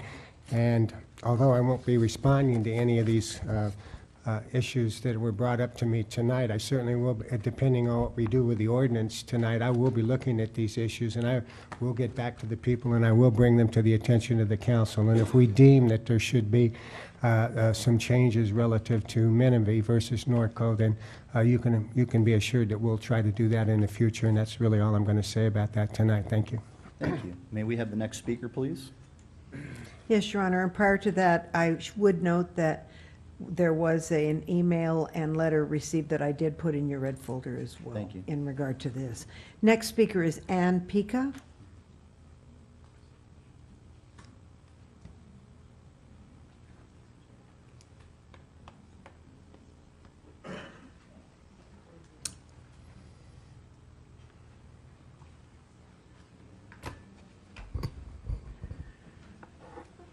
Urgency ordinance number 2013-131U to establish a manure management and disposal standard within the city of Menifee should be tabled or removed from this agenda for the following reasons. The public and city council were not given this urgency ordinance prepared by the city attorney until the day of this meeting. No one has had time to review it, let alone approve it. There is no study done by the Santa Ana Regional Water Quality Control Board or the City of Menifee regarding how many properties with animal livestock have been discovered to have substantial accumulations of animal manure on property located within the city. What tests have been done to verify discharge of pollutants into stormwater runoff which enters the municipal separate storm sewer system? I'll tell you, none. That's what's been done. None. 3 members of this council and the city attorney have put this ordinance into urgency mode. The only property this ordinance refers to is the Nichols Ranch and Councilmember Tom Furman, and in the process have punished all property owners in the rural areas of Menifee and are now infringing on their private property rights by forcing an urgency ordinance on all residents of the city of Menifee in an attempt to hang Councilmember Furman. If this city council moves forward this urgency ordinance with no documentation to back up a threat to water quality posed on more than one piece of property in the 48 square miles of this city, then I say it's time to recall this city council and fire the city attorney. And you can continue to have someone try and rebut what I have to say, but your doing that only proves the fact that I'm speaking the truth and the people know it. Next speaker, please. Grant Yoders. I'm sorry, you're correct, you did. Daniel Barakoff.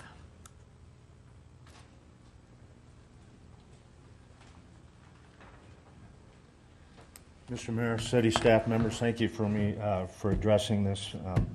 This is a very emotional issue because the main reason I moved my family here to Menifee, to this area, was to be able to have animals and that. And one of the establishments, one of the great things that we've done is 4-H.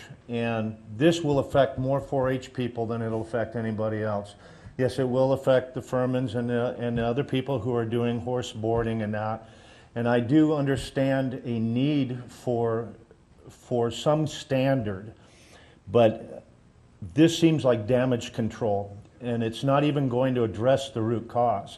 This is going to affect so many other people and may not even affect the offenders. The majority of large animal owners are responsible, and they don't just throw it in a ditch or dump it off of their property or allow it to affect anybody else. And for the case of getting rid of flies, the flies are here to stay. No matter what we do, we're still going to have flies because we'll still have animals, we're still going to have the manure. Probably the biggest thing that I look at is this, just like I said, this seems like damage control. This doesn't seem like good planning. One plan doesn't fit all places, excuse me. The history that this area, that Menifee has for 4-H is so rich with the Boris Ranches and the Ziders and so many other families that have given back to this community. And these are the people that this is going to affect. As one of the other speakers brought up, there's a lot of inconsistencies. This will not fit as written. I would ask that you don't approve this ordinance. And probably the other thing that raises a red flag to me is the fact that this is an urgency ordinance. And what it raises is the ability of this city council and this city staff to govern for the city of Menifee, because if we're having problems from one ranch and an ordinance from the state or pushed by the state happens, what's the next thing that's going to happen to the city of Menifee? This is a big concern to me. Again, this is a very emotional thing because my daughter's been involved in 4-H for 11 years. Many families are represented through 4-H. This is a program for kids. This is not a program for adults. And again, the people, maybe you don't understand, but 4-Hers will not have just 3 animals normally. What we do is my daughter improves on her herd with her goats. We have 3 horses and we have goats. The goats we have goes from maybe 8 goats at one point. We might get 22, but we get rid of those goats as we do that. Your time. I just ask that you do not pass this ordinance as written. Thank you. Next speaker, please. Kenneth? Can we just ask one quick question? Sure. It's been said now that we maybe should not pass this ordinance. What would happen to us if we don't pass it tonight? The city stands exposed for fines of $10,000 a day from the water board. If there's a violation. Well, we'll get to that here when we debate this amongst ourselves. Next speaker, please. Kenneth Radaba. Notice of violation. Wow. Right there. Hi, I'm just going to make this short. I'm not used to, never been to one of these. Good evening. Good evening, I'm sorry. It's all right. Relax. It's fun. You're amongst friends. Oh, okay. Okay, well, what's that? He's Okay, well, we're on a low income, and we lived here over 22 years. We can't afford to have any more revenue taxes on us or anything else like that. Now, what I heard, it doesn't really affect us, but I'm still going to read this. It'll be real short because it does affect the other people here.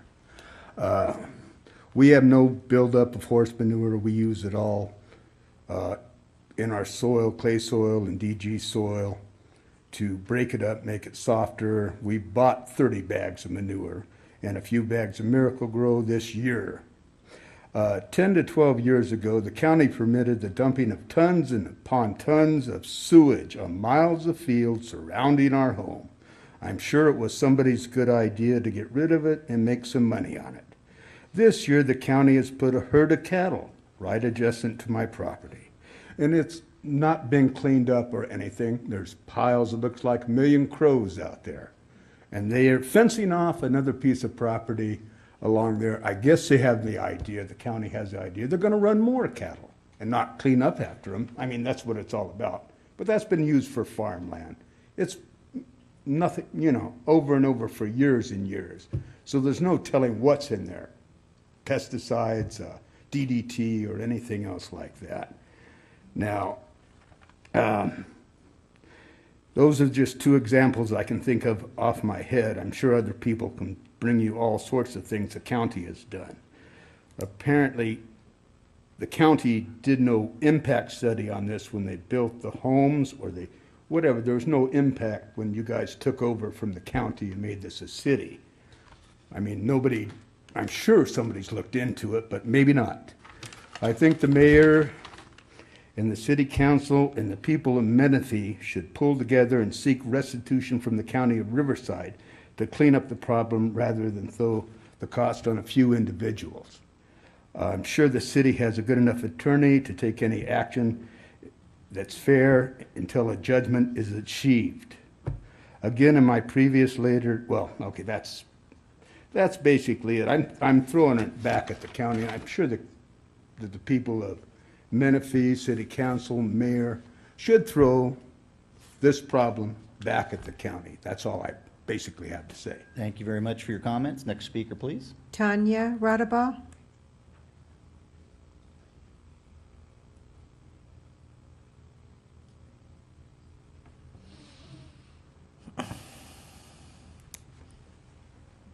Mayor, council members, and citizens, thank you for letting me speak. I'm going to just do my thing here because some of my questions have already been answered by some of the things that I've heard tonight, which I'm happy about. But I just want to read these questions, and for now they're rhetorical, and some, like I said, have already been answered. And I may be a little disorganized here, so forgive me. I was wondering about this emergency, if it was an emergency that was so urgent. When was it discovered? Why didn't we know about it? What constituted the emergency? What prompted the testing of the water on this property? I wanted to know what property was it, how many properties, and where are the results of the test? Was this determination based on adequate information? How many properties, like I asked, and how were they polluted, and where is the evidence and the proof of the pollution? And what water is it affecting? Is it groundwater, well water? Is it, and now I've heard about storm drains, and so I'm assuming that's water running from one place to another. How was it discovered all of a sudden like this, and nobody knew about it?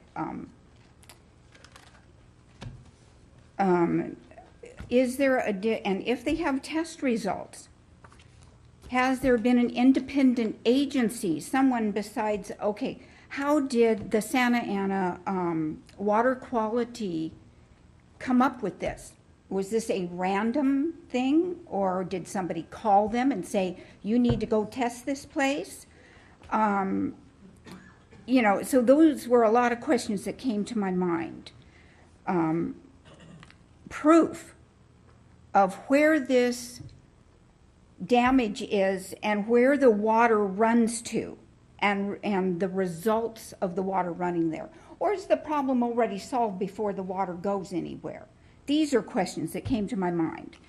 I know our wells around here are fine. We drink the water. We grow vegetables. My manure, I really don't want anyone to come take my manure. I have not got enough. I'm putting it on my gardens. We eat the vegetables. We eat the fruit. And like I said, we're fine. And I don't see anything around me. Excuse me. That is polluting. That's your time. Oh, I'm sorry, I didn't get to, can I wrap up? Yeah, go ahead.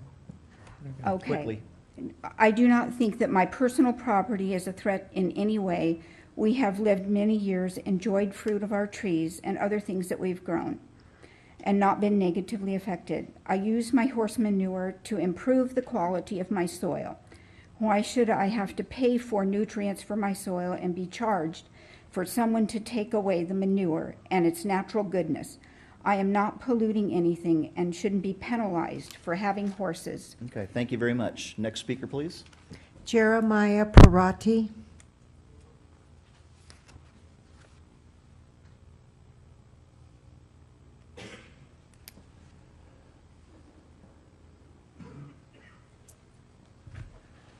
Good evening, City Council members. Good evening. My name's Jeremiah Parodi. I've never spoken at one of these. I am a resident of Menifee, as well as a teacher of agriculture at a local high school. We have the largest agriculture program in Southern California. I'm here tonight representing the FFA program, the 4-H members, and I'm here just to remind you and thinking about when you vote upon these issues that we're talking about, that this is drastically affecting many, many young members in our area that will not be able to participate in something that has been so vital to California for a very, very long time. So when you vote about those things, and I would teach, just like I would teach my kids, in the sense of going through, would do justice and go through and do a study, understand, make sure that we make the right decision. I'm not saying that it's not the right one, and I'm not sitting here saying that something doesn't need to be done. But what I'm saying is make sure that we do this right, so that, and that you understand of everybody who this is affecting besides just a few farmers in the local area. Thank you very much for your time. Thank you. Mr. Denver, do you have a question? I really am getting concerned about this issue with the kids. I helped put in the FAA program at 2 different local schools. It will not be affected by this ordinance. It cannot be affected by this ordinance. They clean up, first they clean up the manure. Second off, there's would you please explain so that we stop talking about the kids and the future farmers of America? Well, maybe just a reiteration that it is a complaint-based driven. Complaint-based. Not only that. And so long as the manure is being taken care of and used as under the best practices management program, there's no penalty, there's no cost, there's nothing. You have the ability to self-haul if you're using it for composting or doing something with gardening and that kind of thing. This doesn't affect that. The property in question here poses a threat, according to the Water Quality Control Board, to a blue line stream. It is quite unique, and there has been manure buildup for years. So it is not an occasional kind of thing, and it's different. We don't know how many properties there are that this may be true on. We do know that this property has been a source of complaints It has been a problem. It was inspected with the permission of the property owner by the Water Quality Control Board, and they determined that there was far too much accumulation of manure and that it had to be fixed. And they informed the property owner of that need. So that's where it is. And this is not geared in any way to affect anyone who is managing manure on their property in a reasonable and sensible way. Mr. Furman, question? John, that maybe answer your question a little bit. If you have all these situations where these people have to haul their manure away, it doesn't make manure freely available for other people to use. Your places that stockpile manure and give it away to people, you're going to lose that amenity to the city. Tom, you can't, if we were to build an FFA facility on a stream and then have the teacher stack up feet of years of compost on the stream, I would shut down that school in a minute. That's what you've done. The problem with this is that the citizens think that we're going to shut down a bunch of schools, FFA programs. We're not. Mr. Furman? John, you're basically getting off topic, okay? If you want to address the fact that flood control illegally dumped stormwater across my property, that is the violation that they make. I do not have a blue line stream on my property. It is flood control polluted water that they dumped across my property against my recommendation. There is no blue line stream. All right, let's bring it back to the dais here and call for the next speaker, and we'll be able to discuss this more when we debate the ordinance. Yes, sir. Kathy, is it Barnes? Kathy B.A. Bauer. Is that B-A-U-E-R? B-A-U-E-R. Thank you. Kathy Bauer. Good evening, ladies and gentlemen. Some of this has already been said, but I'm going to try to scan over it real fast. Anyway, I'm up here to address 12.3 proposal for horse people using mandatory dumpsters for their horse doo-doo. As we speak, they are dumping tons of fertilizer out in the fields on North Scott Road. After the future crops are harvested, the farmers cycle sheep through these to graze down the former crop. Then they plow in the manure to the ground for the future crop. And okay, also there were 30-40 head of cattle on the Piddle Ranch. More cow pies, more flies, more water contamination, whatever. As for the water table, and we are on a granite and sand base. When we get rain, very seldom of course, the rainwater is filtered into the granite and sand, thus preventing harm to the water table. And our well water comes from the Sierras. If you're on city water, you get water from Northern California. You want us to rent a dumpster to put our horse doo-doo in? My husband has had 2 heart attacks, and I just had major surgery, and I can't do any lifting for a couple of weeks. Anyway, we have been in Menifee for 30 years. This is our retirement home. Don't destroy our dream. Let's see.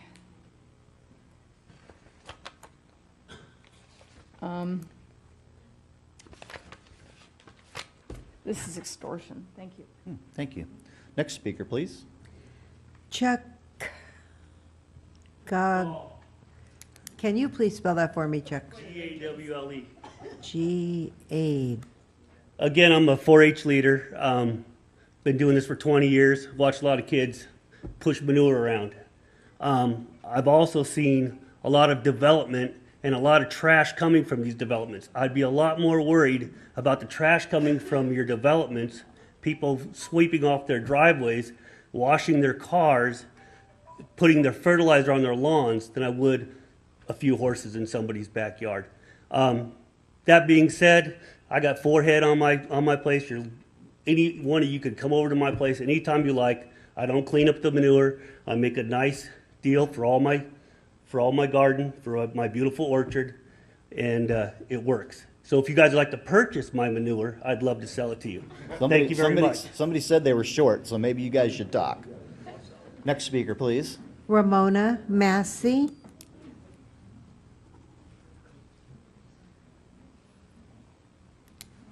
Good evening. I can tell some of you are getting a little frustrated hearing the same thing over and It's over okay, again. it's your right to speak. Absolutely. Thank you. Anytime you have studies done, there are studies that are available for the public if it's done through our city council. So I believe that in all fairness, you need to provide us with those copies, whether online or prior to a vote, for us to see what damage has been done. For years, I've lived here probably longer than, other than maybe Tom, Mr. Denver. We have pumped water across Menifee Road, Murrieta Road, out of the storm where it puddles up, and we've pushed it on to Melvin. People have called, said this is runoff, this is contaminated, this has all kinds of stuff, insecticides, whatever you name. Nobody ever came by to get that off of our property. Sludge, how long have we been doing that? How many years did we complain about our schools being close to the sludge? We're not talking about the schools, and you know that. Nobody here could shut down a school if they wanted to. We're talking about the kids that go home, that raise those animals, that have those rabbits, those chickens, those sheep, that help fund the Paris Fair, is what you're looking at. Before you come after one person or one area, you have an obligation to us, the taxpayers, the ones who trusted you, to provide us with those studies, because if our land, our water, our community, our parks are being contaminated, we have a right to know, to protect our kids, to protect your grandkids. So I ask that before a decision is made by a few of you, you let us see what you found. We have a right to know. Thank you. Thank you. Next speaker, please. Katie Manier. And how many do we have left? This is number 10 by my count. Yes, sir, we have 2 left after that. Well, this is the 10th speaker, and I've limited it to 30 minutes. So after this speaker, we're done. I believe that this speaker has left. Okay, then we'll take the next speaker in line. Sandy Taylor.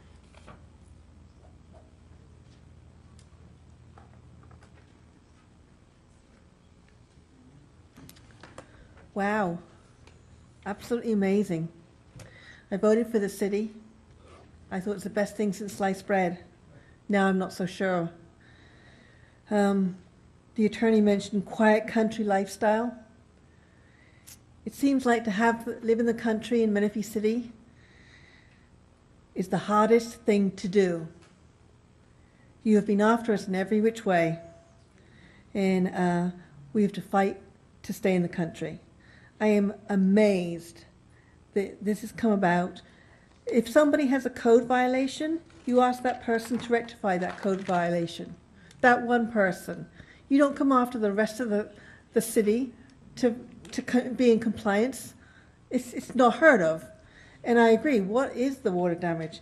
I'd be more concerned about all the runoff from the cars, the oil, the tire from all the runoff. We have so much more built in the city now than we ever did. The horses were here first. I've never, ever considered horse manure as a hazardous waste in my entire life.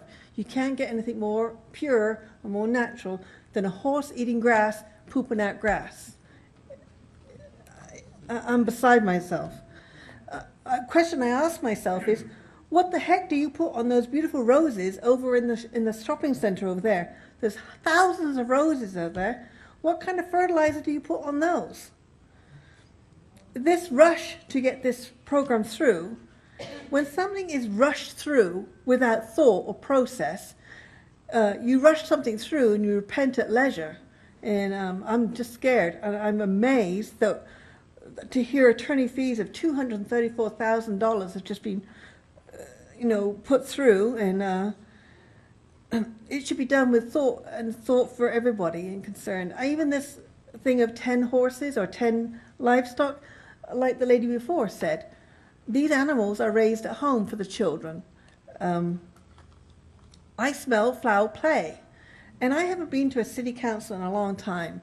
And I don't know what's going on here, but I am astounded that there is the division and that one poor fella here, and I don't know Mr. Furman at all, but there's one person that you may have chosen to go to his place and chosen to take the water people there, and you have just gone hell for leather at him, and I just feel sorry for you. And my condolences for the lack of support. And if there's anything that I can do, I think this is a scam, a sham, intolerable, and you should all be ashamed of yourselves. Thank you. Okay, we're closing the public comment period. For the mayor, if I could just speak, I'll keep it to 1 minute, I promise. Please proceed. What's your name? When you come to the podium, state your name. My name is Mark Taylor, owner of Animals First. Good evening, Mr. Mayor and City Council.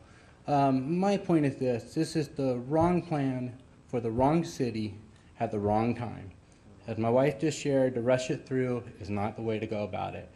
Is there any other recourse of action that can be taken? Can an injunction be filed? Can you contact a congressman? Can you contact a senator? If these things aren't explored or pursued, then it leads me to think that there's infighting on the board, that there's some sort of vendetta.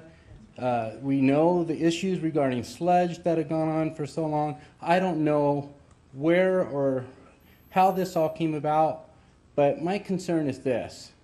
It used to be years ago in America, I would never sue my neighbor because that would harm my neighbor. And if I harm my neighbor, I'm harming myself. We have a city council that's suing each other. I'm disgusted with that. Thank you. We're going to close the public comment period, and we're bringing it inside the rail. Are there any other discussions or questions regarding this urgency ordinance from the dais? Mr. Denver. Is there any if we don't sign this document, what happens to us? Well, my goodness. Let me just see if I can do it another way. If we decided now to contact our councilman, contact our senator, do some more studies, what would happen to us? You would remain in violation of the MS4 permit and the NPDES ordinance, and you would be exposed to fines of $10,000 a day beginning after August 31st. Mr. Furman? Whether I want to speak first or last. You're speaking now. I called on you. Yeah, before. we're speaking now. All right. I appreciate some of the comments there. The fact is the burden of proof. All right. If the Santa Ana Water Project is saying that there's contaminants, where is the proof that manure is contaminating anything? Secondly, okay, there's no blue line stream on my property. Okay? My property was illegally dumped on by flood control with pollutants running across my ranch. I fight this every year because they have connected 174 homes, another 150 homes, and added every construction project, including KB Homes, is going to add their stormwater that's running across my property that is illegal to dump stormwater on private property. I have asked them to circumvent my property, and they will not do it. I don't know if it's going to take a lawsuit or what, but this ordinance is just trumped up, and there is no evidence of anything going on. Thank you. Mr. August, you were up next. I've heard the question asked several times from members in the audience tonight about why this happened, and that's absolutely a great question. And I've asked our city manager if he could kind of lay out the landscape about how we got here. If he would do that, please. Thank you, Mr. August. Members of the council, the city received the notice of violation directly from the Water Board. We also received a site visit which details the date and time on a complaint-based report that the Santa Ana Regional Water Quality Control Board went out to the Wooden Nickel Ranch at 25690 Holland Road. We were actually notified by the water board that they were going to contact Mr. Furman and go out on the site, and what the city needs to do to protect itself to make sure that it's complying with MS4 permit is we wanted to have an actual inspector on site as well. So we hired an outside inspector so that there would be a little more a little less internal understanding of the relationships that we had. And of course, this is very difficult. We have a sitting council member and a city manager who's supposed to uphold the ordinances that we have in town. So we want to make sure that we have somebody outside our organization that can come in and look at this situation logically. They met Mr. Furman on site on the day of in question on 6/24 at about 8:40 in the morning. They looked around through the site. The site board's about 25 horses on the property. This is all written up. This is actually written in the report that was attached to the complaint letter, the notice of violation. And Jonathan, if you have anything to add, feel free to raise your hand and I'll let you jump in on this. Jonathan Smith, our city engineer and public works director, is actually charged with being the staff member that needs to help the city adhere to the MS4 or the MPDES permit. They noticed about 25 horses on the property. There are various horse and social functions. They learned that by talking with Mr. Furman. Mr. Furman actually drove the Regional Water Quality Control Board staff around the neighborhood to show the new storm drains and the flood control channels that were installed along several streets in the rural area. I believe there's one that runs through your property, a storm drain. There may be an easement from the flood control that was allowed to do that. I stand corrected. I stand corrected. City of Menifee staff that we had hired, Dennis and Danis, actually Bechter's his name, and as they were joined by the Riverside County, or I'm sorry, the Regional Water Quality Control Staff Board. The Regional Water Quality Control Staff Board is the one that identified the blue line stream. Staff did not. They did. They identified that as a blue line stream running through your property. It apparently had a majority of its flows taken up by the storm drain, and they acknowledged that.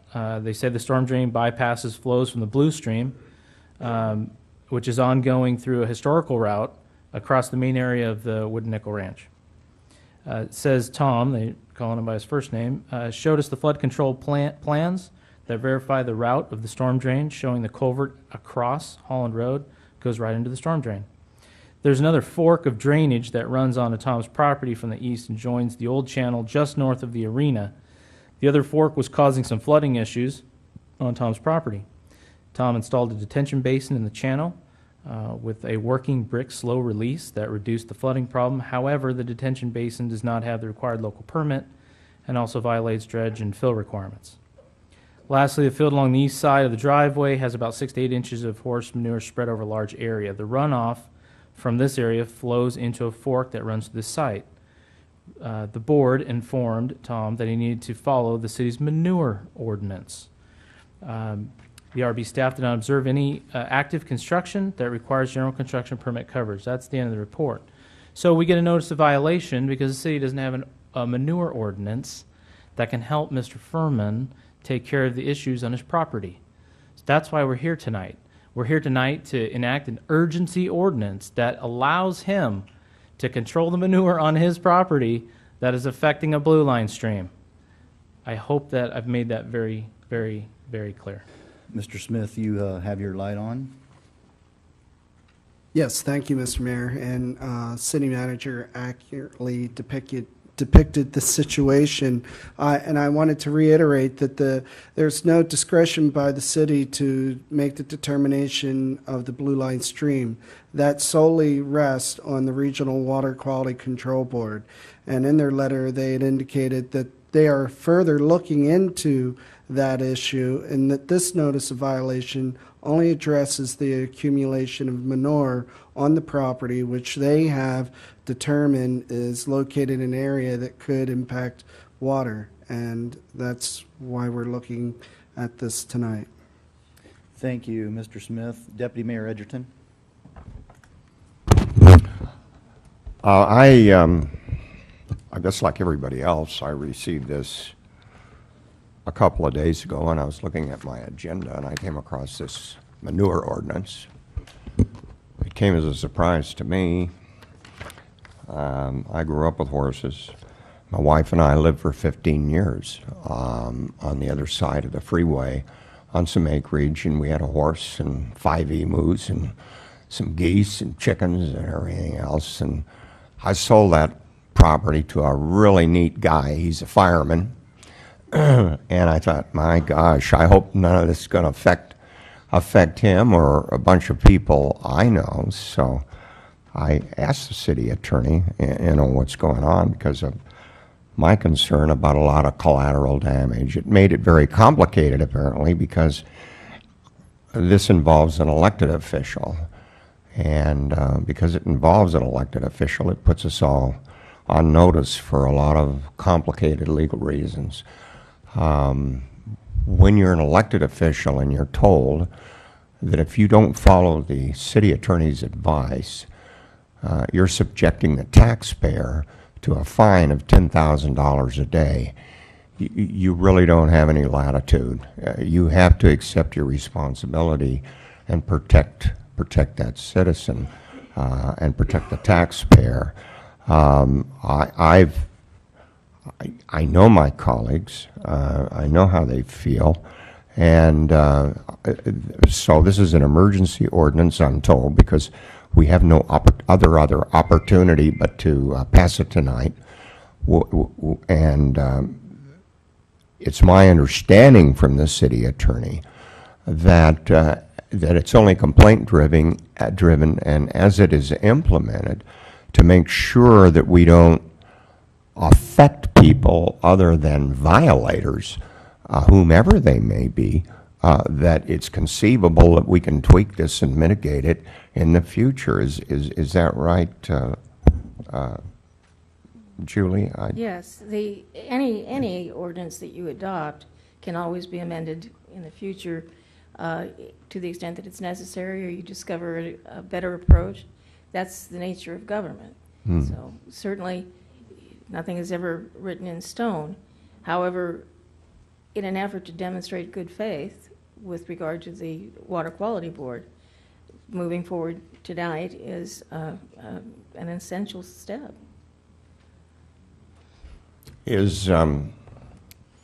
Well, that's fine. Thank you. Mr. Furman? To clarify a few things, all right?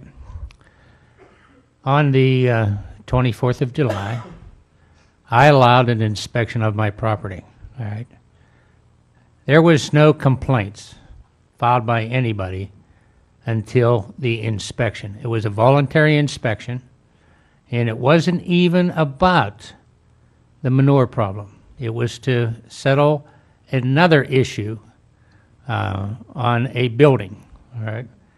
But I allowed them to walk all over my property, and they come up with additional items, so to speak, another page of information, so to speak. Now, I have 37 acres in Menifee. Anybody that has a large piece of property could probably get 10 code violations in a matter of one inspection. But I allowed this inspection to go on, all right? I do not take care of my manure, all right? It's managed very well, all right?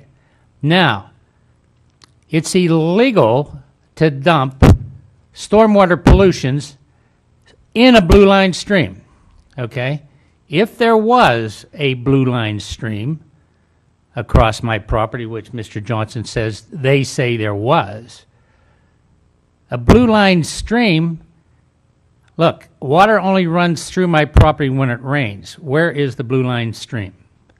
But if they've already added contaminated water to that, that is the issue. The contaminated water, okay, is already contaminated when it hits my property. All right? It's illegal. They should have went around my property with the drain. When I complained of flood control, they said, tough shit, we got no place else to dump it across my property and my two neighbors' property to my east.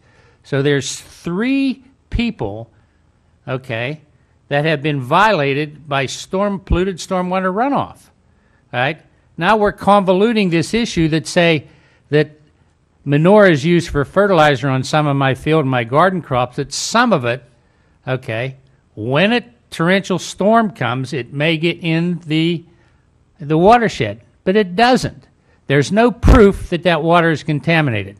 And if this city had any balls, it would say, Santa Ana Water, prove what you're wrong. Test the water, test the soil.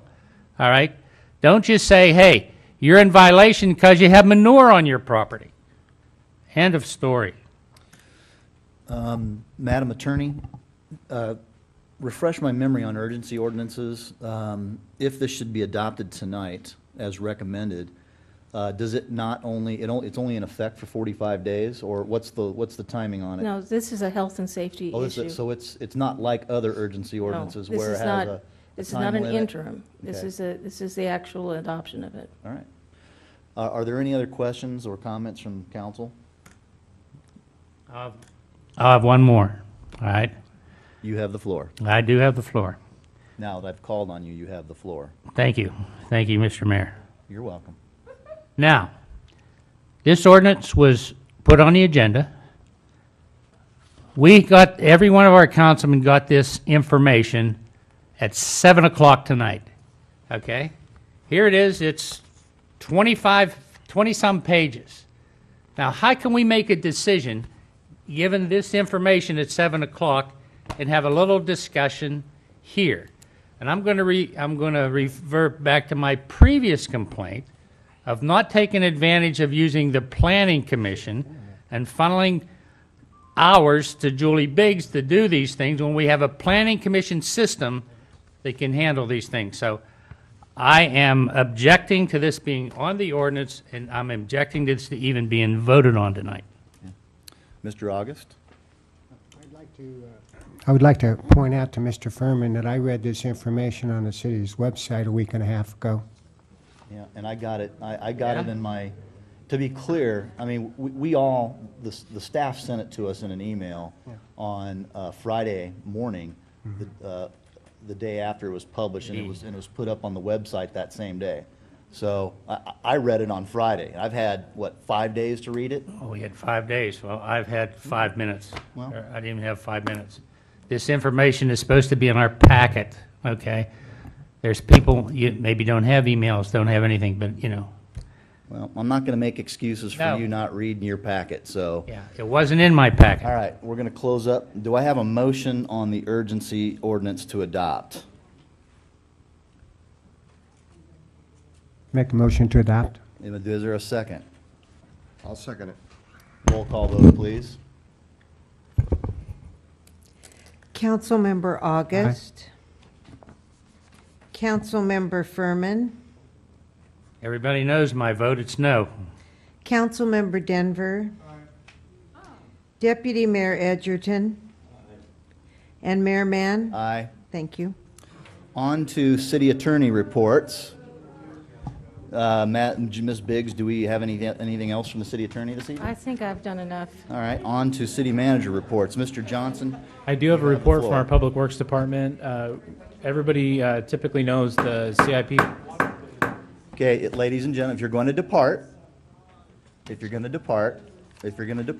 depart quietly. All right? Thank you. Please proceed, Mr. Johnson. Thank you, Mr. Mayor, members of council. Most know about our CIP program and what we've done over the last several months to improve the infrastructure throughout the city. But we're doing a lot of things in public works and engineering wise, and I've asked Jonathan Smith, your city engineer and public works director, to come share some of the unique things that we're doing. In fact, we got some interesting praise while at a WRCOG TAC meeting. I was sitting next to the city manager of Temecula, and he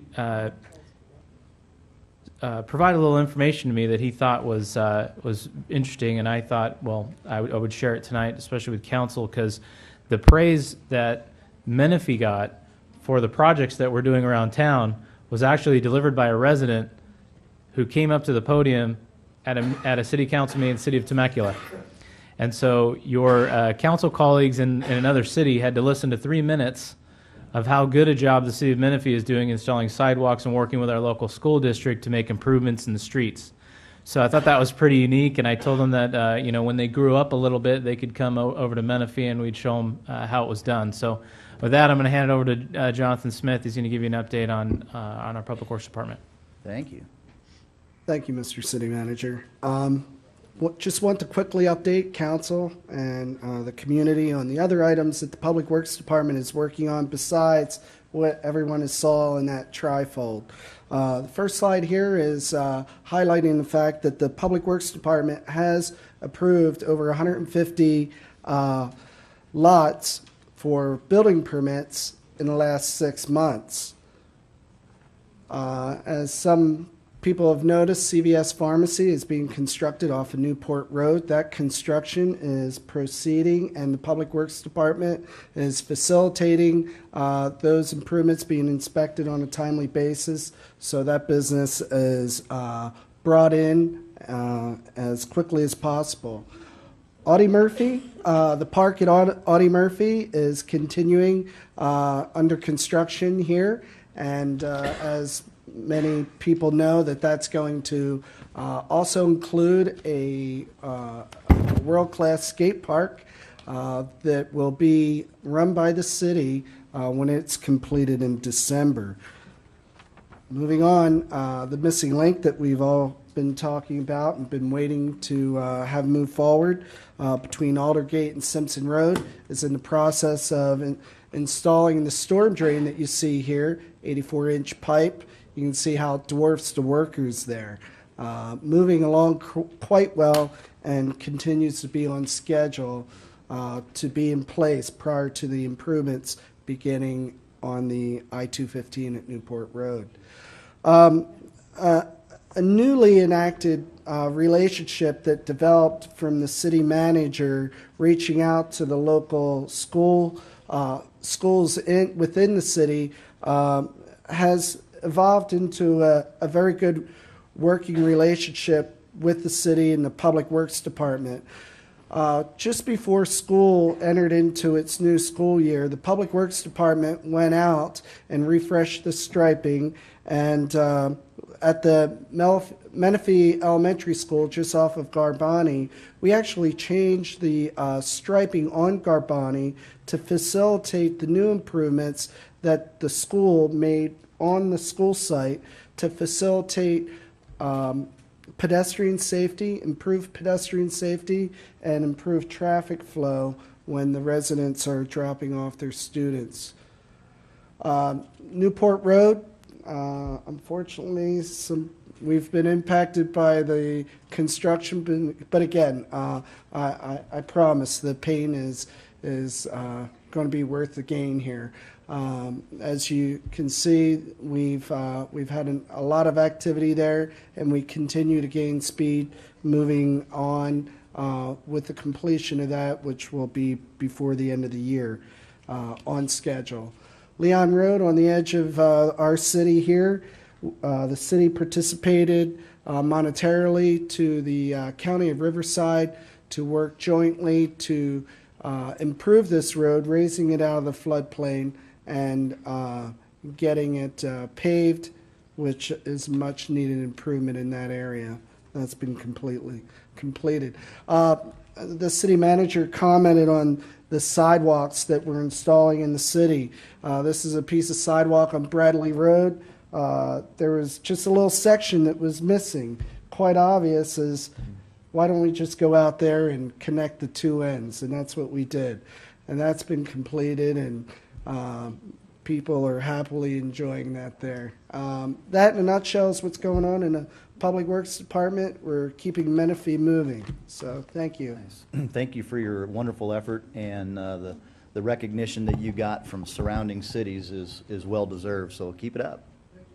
I just have two more items. We received the vehicles that were purchased with AQMD grant funds.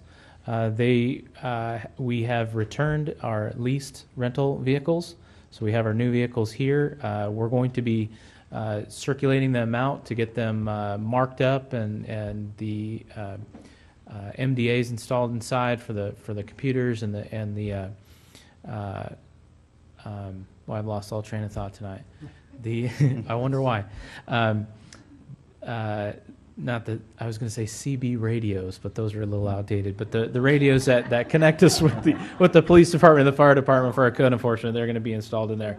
And then and finally, we received a draft, and this is, if you can all keep this a secret because it's not actually finalized yet, but we received a draft. Yeah, that's why I want to making a joke there. Sorry, trying to keep it light. We received a draft from the Central Zone tip of WRCOG that showed full repayment this year for Newport Road widening and for Menifee Road. Wow. So when that goes to the Central Committee for them to vote on, the city of Menifee will be receiving its $5 million back this year for those two road improvements that we've gone out and done through our CIP program. Jonathan Smith just so happens to be on that tip committee, and we'll get it back this year instead of over the next 3 years. Nice. Because the money was sitting there and we were in line and we got it done so quick that we were added, both of our projects were added, 3.5 million and 1.5 million. So really, really exciting, but don't tell anybody because it's not finalized yet. Yeah. Well, just make sure you vote on it in the committee, and then when it gets to the executive committee, Mr. Denver, make sure you vote on it. Okay. Thank you, Mr. Johnson. On to council member, future agenda requests, other than the one that we already have, which is for a future to be determined rural business workshop in the future, but not to interfere or disrupt the general plan timeline that we have. Mr. Furman. I only have one comment to on Councilman August's comment and Councilman Mann's comment, and this is directed to Julie Biggs. All right, or not Julie, excuse me, it's Kathy Bennett. All right. When I got my agenda package on Friday, I called you and I said there's no information on 12.3. And you said to me that that will be given to you in your packet before the meeting, that it wasn't ready yet. Now, why wasn't I told that it was on the computer a week and a half ago? Please straighten me out. Conversation I had, I was not in on Friday. The conversation I had with you was Thursday when you came by. And Thursday. It was Thursday. I we called you before I quickly- left. Right, got your packet together a little ahead of time because you were in, and we tried to make it convenient. And I told you that at that time I did not have it, but I expected it the following day. And when you got it, it would be available to everyone, and it was sent out on email. It was posted on the website, and it was made available to the council and everyone. A on the week and a same day. half ago, like Mr. August It said? was on Friday morning. When On Friday. I was communicating by email with my Okay, well, deputy. you didn't communicate that to me because you only told me it would be handed to me in my packet on. When it was ready, and it was ready when it the was next ready. morning. So I was not informed that it would be put on the, all right. I think Ms. Biggs has Okay. some additional information, because I think that's what Mr. August might be speaking about. Thank you, all right. I did have a conversation with you, Tom, though, Friday afternoon, and told you it was coming by email, and then sent it out to the council. So we had that conversation. The only email I got from you was 2 pages. It wasn't in your conversation to me. No, it was a distribution to the council as a whole, All right. and I don't want to get into Okay. a contest. Just, I didn't get the information in time. Okay. Okay, any other agenda requests? Mr. Furman? No. Mr. August didn't. Oh, I don't want to talk. you don't? Well, it probably wasn't a week and a half. I apologize for that time. Okay. Everything seems like a long time these days, so. Yeah. Mr. Deputy Mayor Edgerton? Ready to wrap this all up? We're ready to wrap this up. I have one final thing after that. Okay, I just wanna- a scheduling matter. I just want to make one comment. We've had personnel changes and some discombobulation here in the city. We've got essentially a new guy on the block, Rob Johnson. We really put a lot on this guy's back. And I just want to compliment him. I've noticed that under Rob Johnson, the morale of our staff at City Hall has just really skyrocketed. People are really happy. Whether or not everyone else agrees that he's done the right job or the wrong job or whatever, I don't know. I just want to say that I am so grateful to have the staff we have and have a guy that can generate that kind of esprit de corps, that kind of camaraderie on the part of our staff. And this is a tough job. And I want to say, Rob, thank you. Thank you very much. Comments, we echo them, Mr. Johnson. The next meeting will be on Wednesday, September 4th. I'll be out of town that week, so Deputy Mayor Edgerton will be running that meeting. Is any other council member planning on any vacation days that may conflict with a potential public hearing for the general plan? If you are, if you would, please answer the city clerk's email to that effect so that we can plan for these additional hearings, okay? We are adjourned.